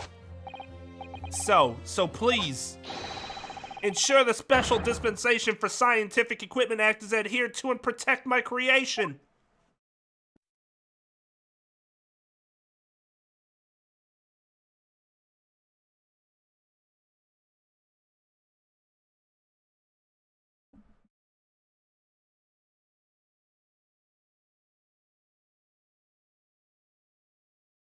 I'm glad it did, because I would have been saying the exact same thing. Though, except I wouldn't have screamed it out loud and fell to the desk. That's revealing too much. I would have shouted it in my head and gave a little twitch. My eye would have twitched a little bit.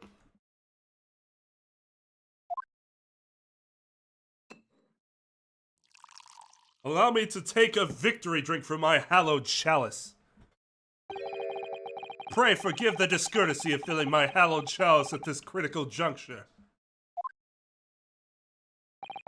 Here's to my learned Nipponese friend. What? And his upcoming attempt to clarify the defense's position in the light of the accused's confession. You intend to formally assert that the experiment was nothing more than a conjuring trick? Because the moment you do, the Special Dispensation for Scientific Equipment Act that protects the professor's invention will cease to apply.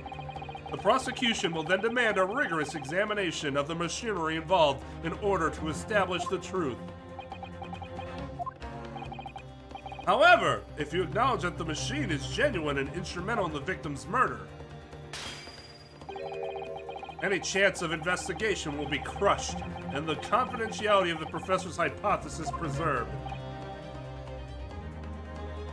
Alright. Somebody please explain this to me. At this point, it seems like the professor is willing to admit that it wasn't an accident on his part, just so that his machine will stay a secret. What is the fucking point of everything staying a secret if he dies? All you're doing then is preventing progress from happening. If your invention is really something that works, why would you do that? You would still get credit. Everybody would know you would be the one that put it together. It'd just be public. You'd be dead anyways. You can't do anything about it. They're gonna fucking hang you.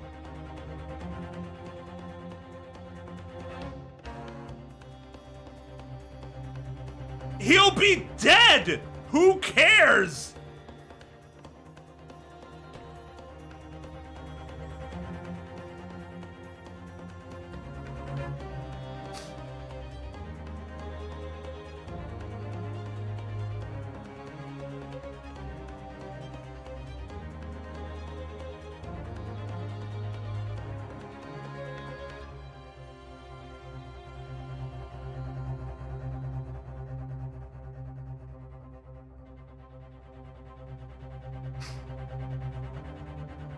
ego.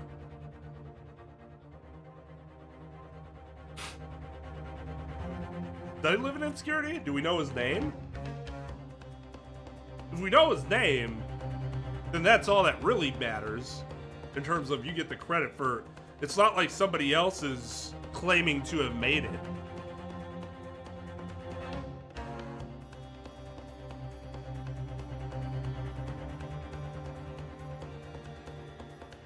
Drama for the sake of drama. I agree. It's ego.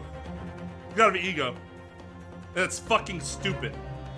That's not what a real scientist isn't doing things just for the sake of their own goddamn ego.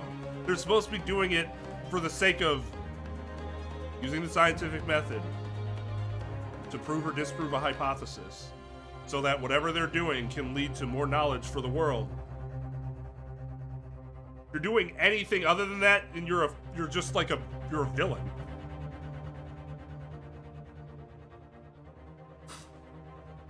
Just a selfish asshole.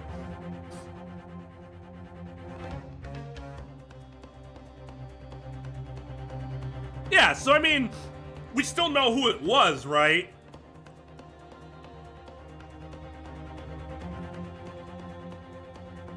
So even though they kind of just like did whatever, like, he still gets that respect.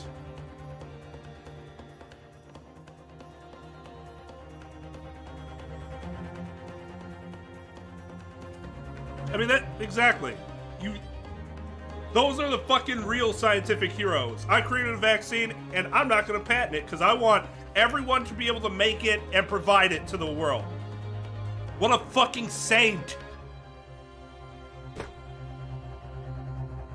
It's not like you don't get anything out of it. I just called you a saint. That's some recompense for that, right? To be hailed as a hero, there's some intangible value to that.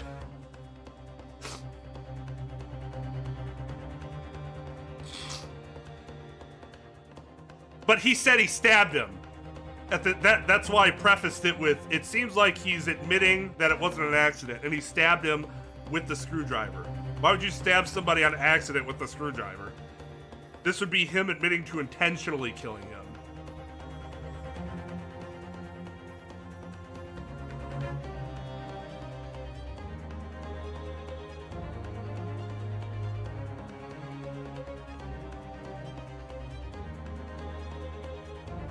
That's less likely to happen now, though. Although I know we're not talking about now, we're talking about 20th century. But like even more recent stuff that we've been able, ever since we've been able to digitalize information, all that information that was digitalized is a lot less likely to get lost over time. Oh my god, the caveman who invented the wheel and never patented it. What a fucking visionary that guy was.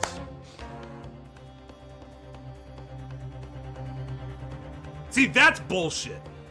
But even then, it seems like we know that we might know that was the case, right? People find this shit out. People are really good at this sort of thing. Like, it wasn't actually that person, and eventually the real person will get recognized.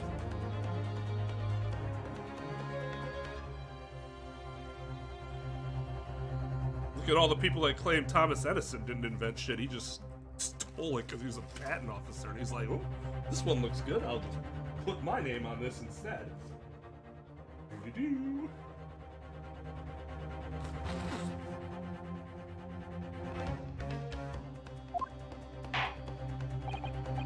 Well, counsel, what is the defense's official position on this matter?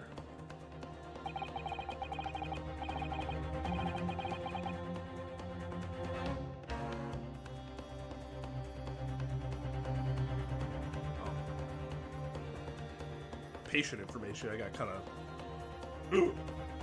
of... So in this situation, if your client says, I want to plead guilty, you can't go to the judge and say, my client's pleading not guilty. You can't go against the wishes of your client like that. if that's your client wants to do, you can try to talk them out of it. But if you say not guilty and then the client says no, I want to plead guilty, then the judge is going to be like, well, what the fuck's going on here? Clearly, you're not actually communicating the wishes of your client. Because your client's telling me that this is what they want to do. So if he would want to confess here, then that's just on him. There's nothing we can do about it.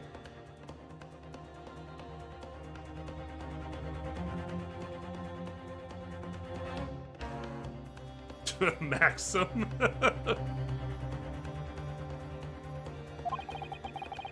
Mr. Hairbrain. What he wanted was to prove that the explosion on stage was an accident, protect the secrecy of its hypothesis. There's no way to do that without implying the professor's guilt. Do I protect my client's life by asserting his innocence, or do I uphold my client's request to see him condemned? This isn't a question. This is not actually a question if you can't get your client to feel otherwise. Like, you have to convince him to change his mind. You can't just force him to change his mind in court.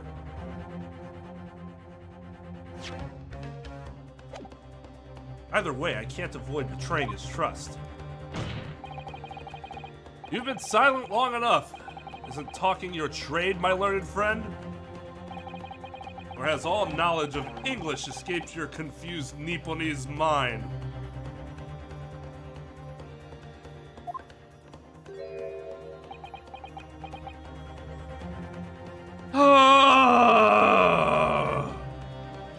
Hey, bud.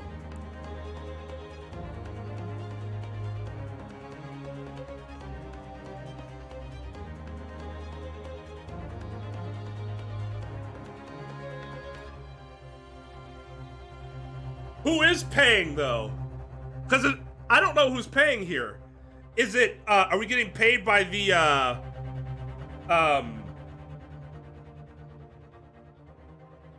what's his face? The Grandmaster. The Grandmaster. Chief Justice. Are we getting paid by him? In which case, if we do something that's unlawful, unethical, going against your client's interests, you could be stripped of your ability to practice. Again.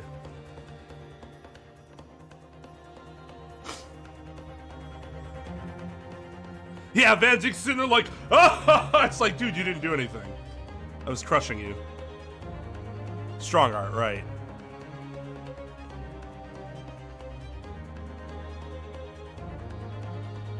He did! He had McGilded. It's kind of like on guard.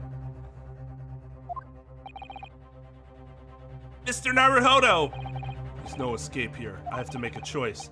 But it's an impossible one. I have to give up on something, but what? The defense asserts that the defendant's instantaneous kinesis machine was in fact...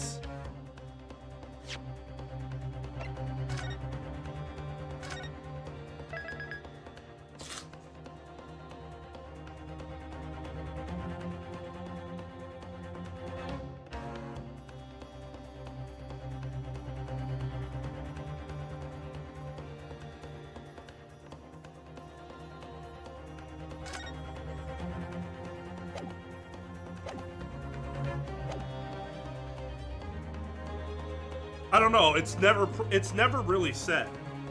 He's been surviving with his student's stipend because he hasn't been able to practice law. It was never stated that he didn't get paid for it before. McGilded was going to pay him.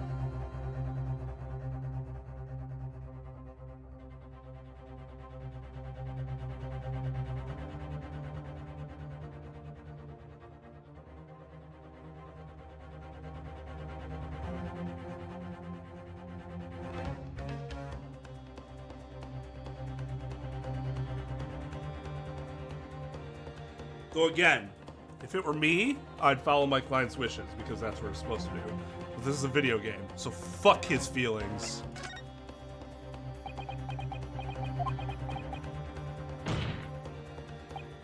Ah! No, I I can't say it. My client places faith in me. I can't just let him down. Must I give up on is not the question you have to ask yourself here. It's what can I protect? Where the fuck where did you come from? And God damn it, well, I guess with her it's a little different. She doesn't have to be wearing a what you call it in court. Hello again, Mr. Naruto. It's been far too long. Susanoo-san? But what are you? Hiya! Is everybody just watching this like, what the fuck? Like, she just attacked him. Bailiff, arrest her. My first Susanoo takedown in 6 months. There'll be time to talk later, Mr. Naruto. For now, we must concentrate on the task at hand.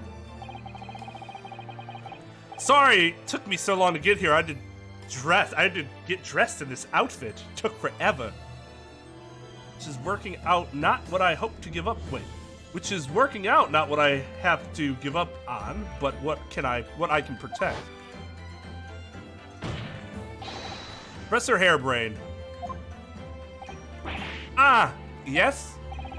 Yesterday you told me that science is the pursuit of truth.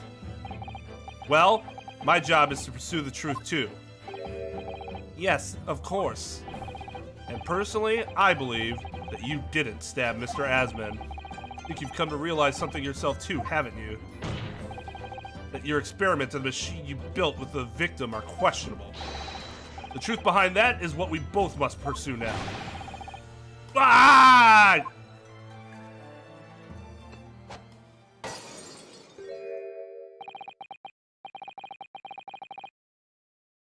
The illusion of choice.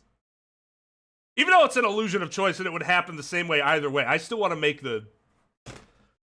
It still feels good to be like, that was the correct decision. So, you finally opened your eyes. What? And as for you, Albert, you can't ignore this any longer. Having heard my learned friend's assertion, don't you have something to say? Barrack! Lord Van Zees. Gosh, I've never heard him speak that way before. In truth, there is one thing, something I've remembered that's of relevance. What? On the day it happened, just before I began the experiment, I saw a man near the stage. A man holding that crossbow. I beg your pardon?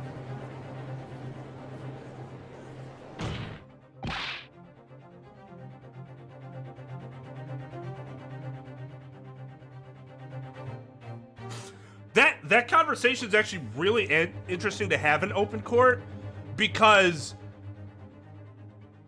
I think it could really provide a strong, like, face, at least,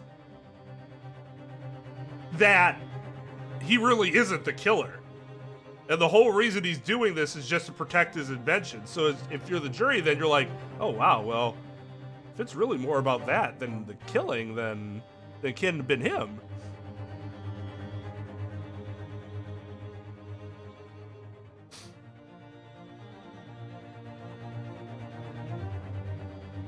Professor, did the man have any distinguishing features? What did he look like?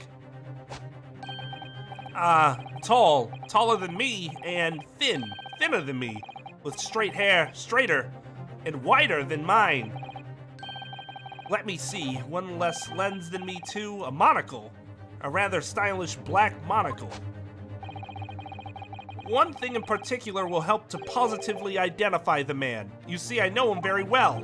After all, he's the engineer who built my invention. What? He built the machine?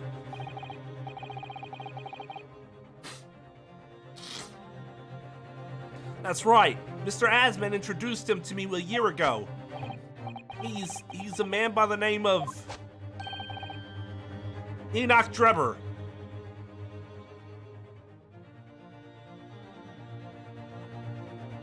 Help?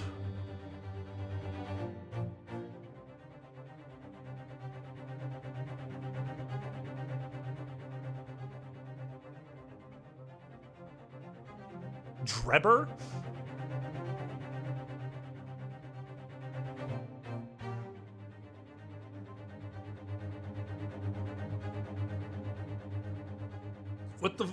What the fuck's the pun here?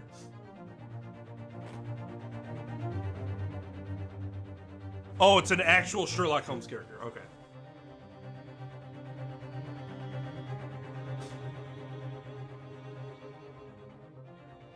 I am not nearly as familiar with all of Sherlock's works as I think I am. At least insofar as, like, remembering the villains. Drebber! Does this name mean something? Members of the jury seem flustered. Not a name any scientist wishes to hear. The man's an abomination. Not a name any conjurer wishes to hear either. Who on earth is he? I'm afraid this isn't the first tale of this nature that I've heard in scientific circles in connection with that name. There's talk of other flamboyant experiments that turn out to be nothing but stage trickery in the end. Obviously, the rascal is after the government's research grant money. When magicians are in need of money, I have heard of them resorting to these underhand tactics. Some acquaintances of mine with experience of such things have mentioned Enoch Drebber's name before.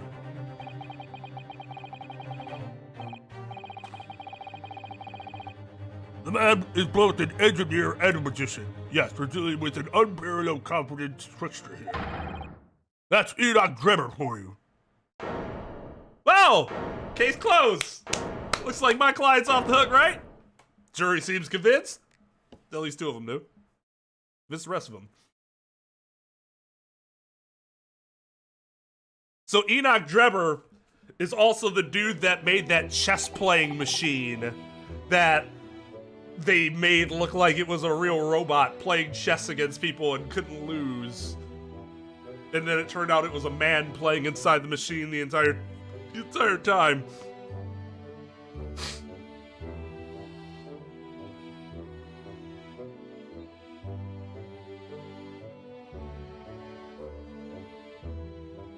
Didn't look like I dropped any frames, but I suppose it could have happened.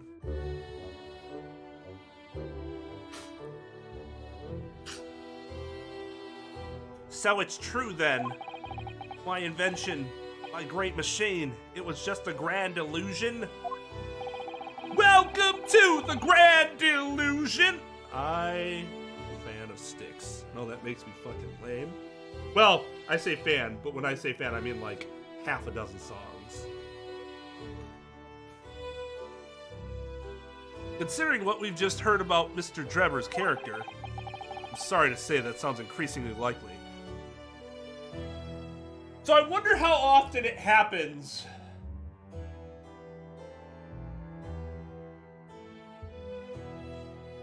if I were to work with somebody like that, I would do a background check on them. But I wonder how often it happens that scientists are in such a position where they just want to trust somebody or need to trust somebody that they don't do their proper due diligence. But it seems like it would have been very easy to figure out that this dude was a fucking con man. Sorry to say that sounds increasingly likely. Even though no one else believed it, I wanted to. I wanted to believe that machine would function exactly as my hypothesis predicted. Which is why you were so opposed to it being investigated, I presume. I knew that if the machine was examined in detail, its construction would give away my hypothesis. Obviously, I didn't want that to happen. At the same time,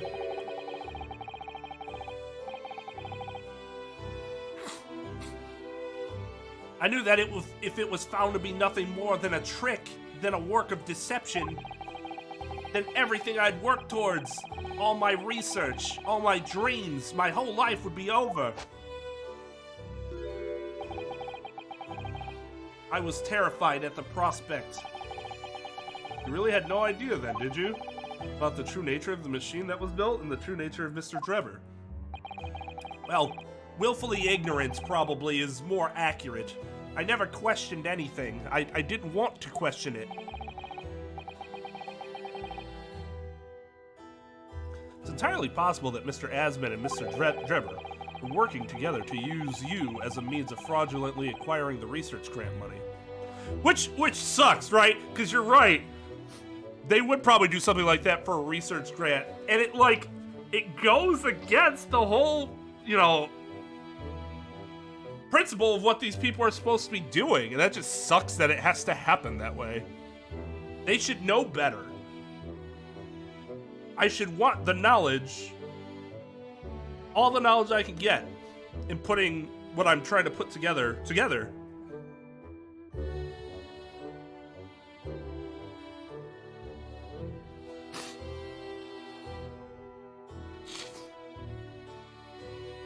Is it uploaded fine? Working together to use it.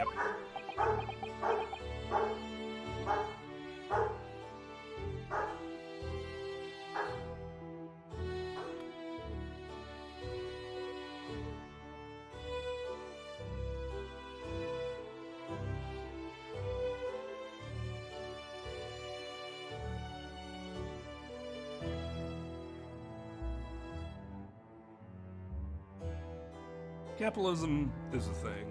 Money runs the world. Oh, Hairbrain's a great character. I really like him. I love his design, too.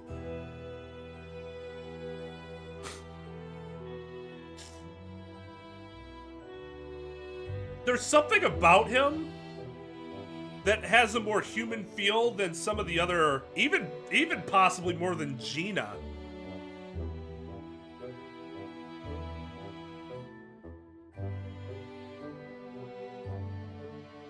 I don't know if it's his look,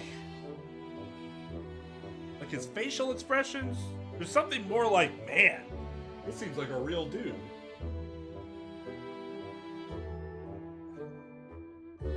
As opposed to like a cartoon.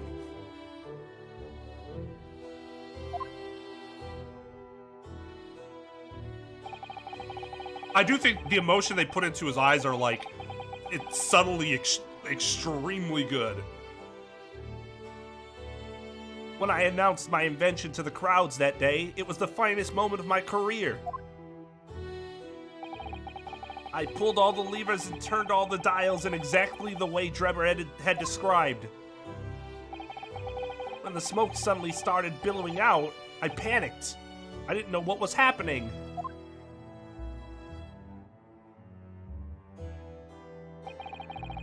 I really don't know how the whole illusion was made to work. I don't know anything anymore. I don't know anything anymore. So, okay, I guess I didn't realize this. So he had never actually tried it before. That's stupid.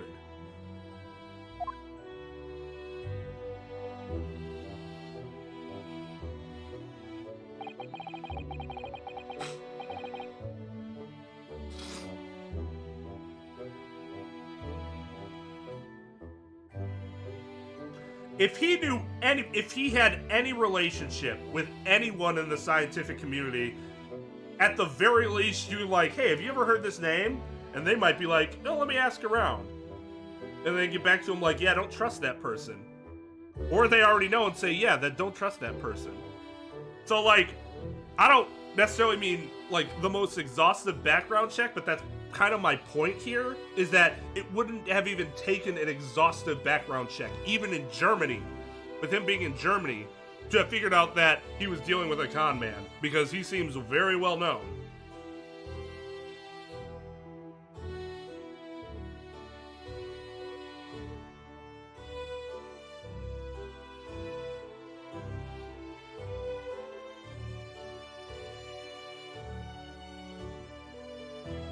Let me confirm one final point with you, Professor. Do you now consent to the prosecution submitting the necessary paperwork to release your machine to that act or whatever so that we can look at it? Yes, please go ahead. I'm Very sorry.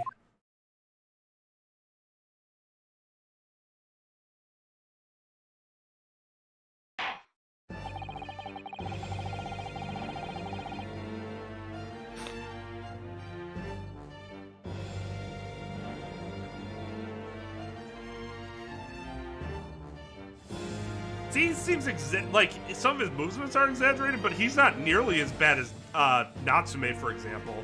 And his design is not nearly as cartoony as McGilded's. And it's more, like I said, it's more about his personality than just the look, the aesthetic look.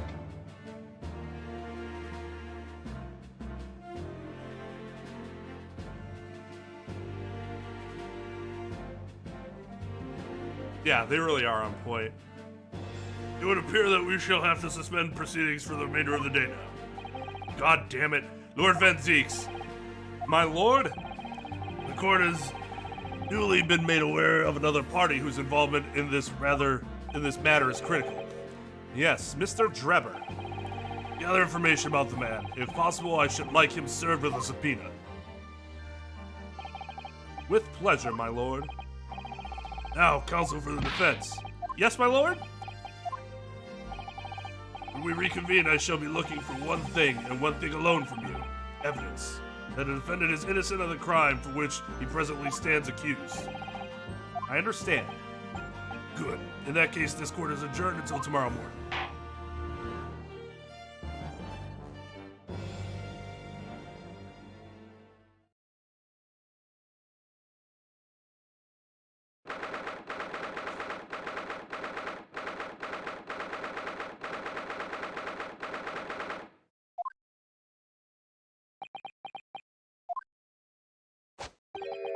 Mr. Naruhodo! Yes? I'm so sorry! I was wrong! You were right! I tricked you! You trusted me! I dragged you into my mess! How did it ever come to this? I'm so sorry! You really have no idea, Professor? About what Mr. Drebber was really up to, I mean? About what he was really constructing? Willful ignorance is a hell of a drug, Mr. Naruhodo. Naturally. That machine was the embodiment of my hypothesis, of all my hopes and dreams. I had complete faith in it. Alright, in that case, I won't say any more.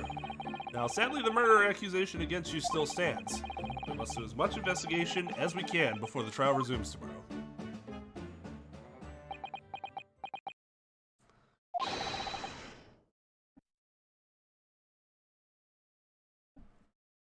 Well, thank you for doing so much for me.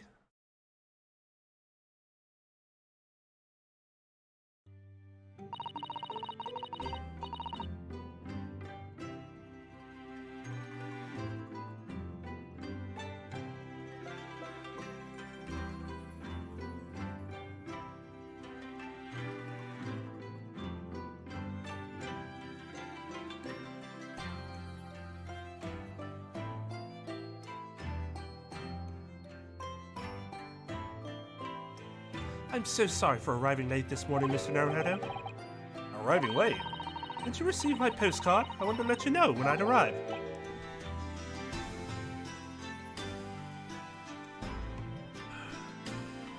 I actually don't So, if either Naruhodo or Susato were to wear English clothes, I actually think she would be the more likely one to indulge than him. Because that's just kind of like her thing. Like, she gets really excited about that sort of thing. But I think my biggest problem is the hats. I do not like the hat. I like the goggles, I do not like the hat. The hat's stupid. Postcard? What postcard? I hid it from you, Runo, so it'd be a surprise! That is fucked up, Iris. Well, did it work? I was surprised, alright, especially when she threw me to the ground. Oh dear, I'm so sorry. I was just so happy to see you again that it sort of slipped out. I just had to hurt you. Jesus fucking, are you kidding me? It's not a good hat.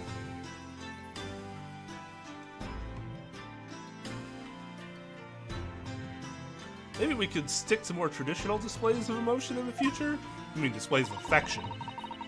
Susie's train was late into London, Victoria this morning. You see. Congratulations! But we made the coachman really whip the horses hard. We made the coachman whip the horses really hard. Wait, God. Try this again. But we made the coachman really whip the horses hard so she didn't miss the whole trial. I was watching from the gallery for a while, but in the end, I'm afraid I couldn't contain myself. You were just failing so miserably. Well, I'm glad you didn't. Oh? Having you at my side court gives me the strength I need to win. So, I'm, delighted to see you back in London. Oh, you're too kind, Mr. Naruhodo. I'm delighted to be here. I hope I can continue to be of service to you. Of course. So, what's brought you back? Did Professor Mikotoba not protest? Let's save all that conversation for when we're back at home, shall we? You know, I've made some of my most special blends ever for this particular special occasion. Oh, Iris, how wonderful. I can't wait.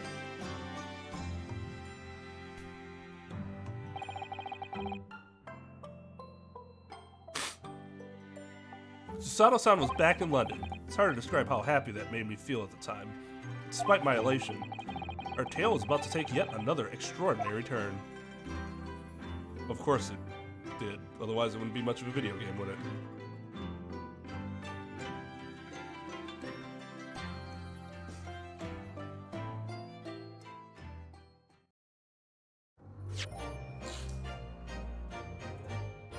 Oh, I feel awful!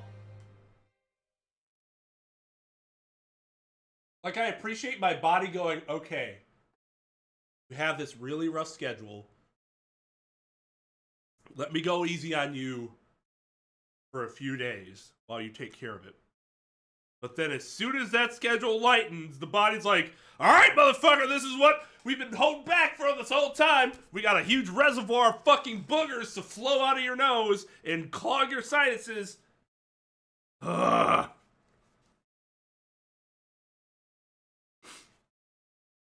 Make you feel like shit.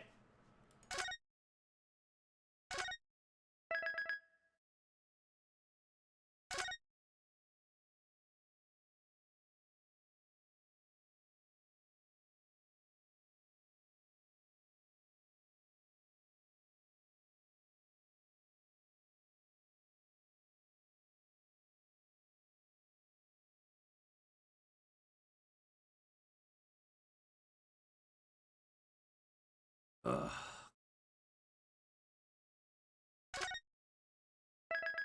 I already did that, didn't I?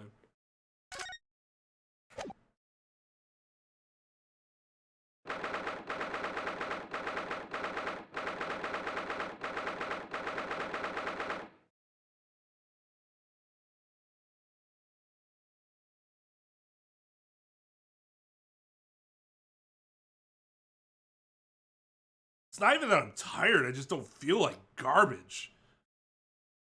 My face just... I can't even get half these lines out because I can't, like, speak correctly because my nose is making me sound like I'm in pain all the time. Like, this is my normal voice now.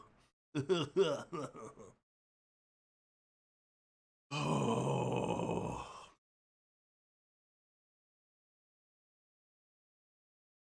I was really hoping I'd be able to last until 3 hours at least. But I think if I'm going to stop, now's probably a good time to do it. I would really like to add... whichever day I stream again, whether it be Monday or Tuesday, which I'm not sure yet. I have to double check something with my wife. Potential plans on Monday. I don't know if there are any, if they would be on a different day, but I'm gonna try to do it Monday if I can, my preferred day. But whichever stream I do it, if I can, I think I'll try to make it a little bit of a longer stream.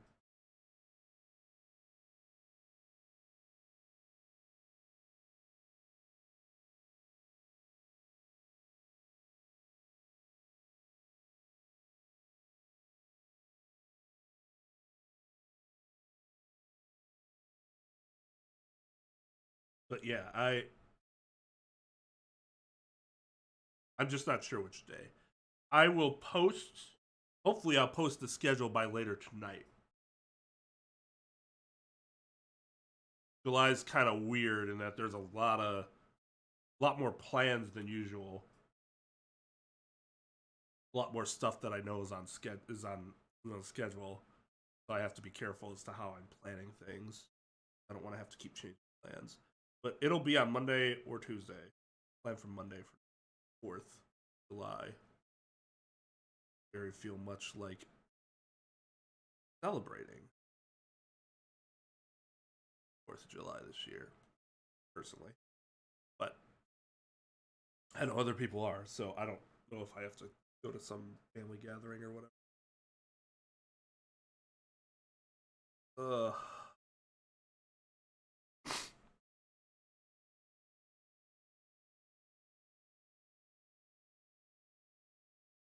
Yeah, we'll see.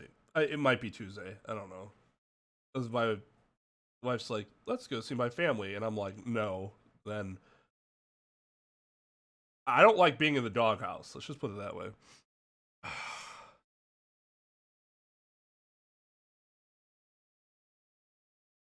All right. So that'll do it for today. We'll be back next time with the resumption of this investigation. Susato back, so yay, that's exciting. Look forward to. I'm happy. This is a interesting trial with some really good characters. I'm pretty. I will be on Twitch tomorrow night for more COD as usual. Yeah, that's the plan at least. So, all right, everyone, take it easy. Thank you so much for hanging out. As always, I really appreciate it. We see you guys next stream. Stream is adjourned. This fucking sucks, bro. Now this is the alternate universe I want to be in. Yeah, right. Damn.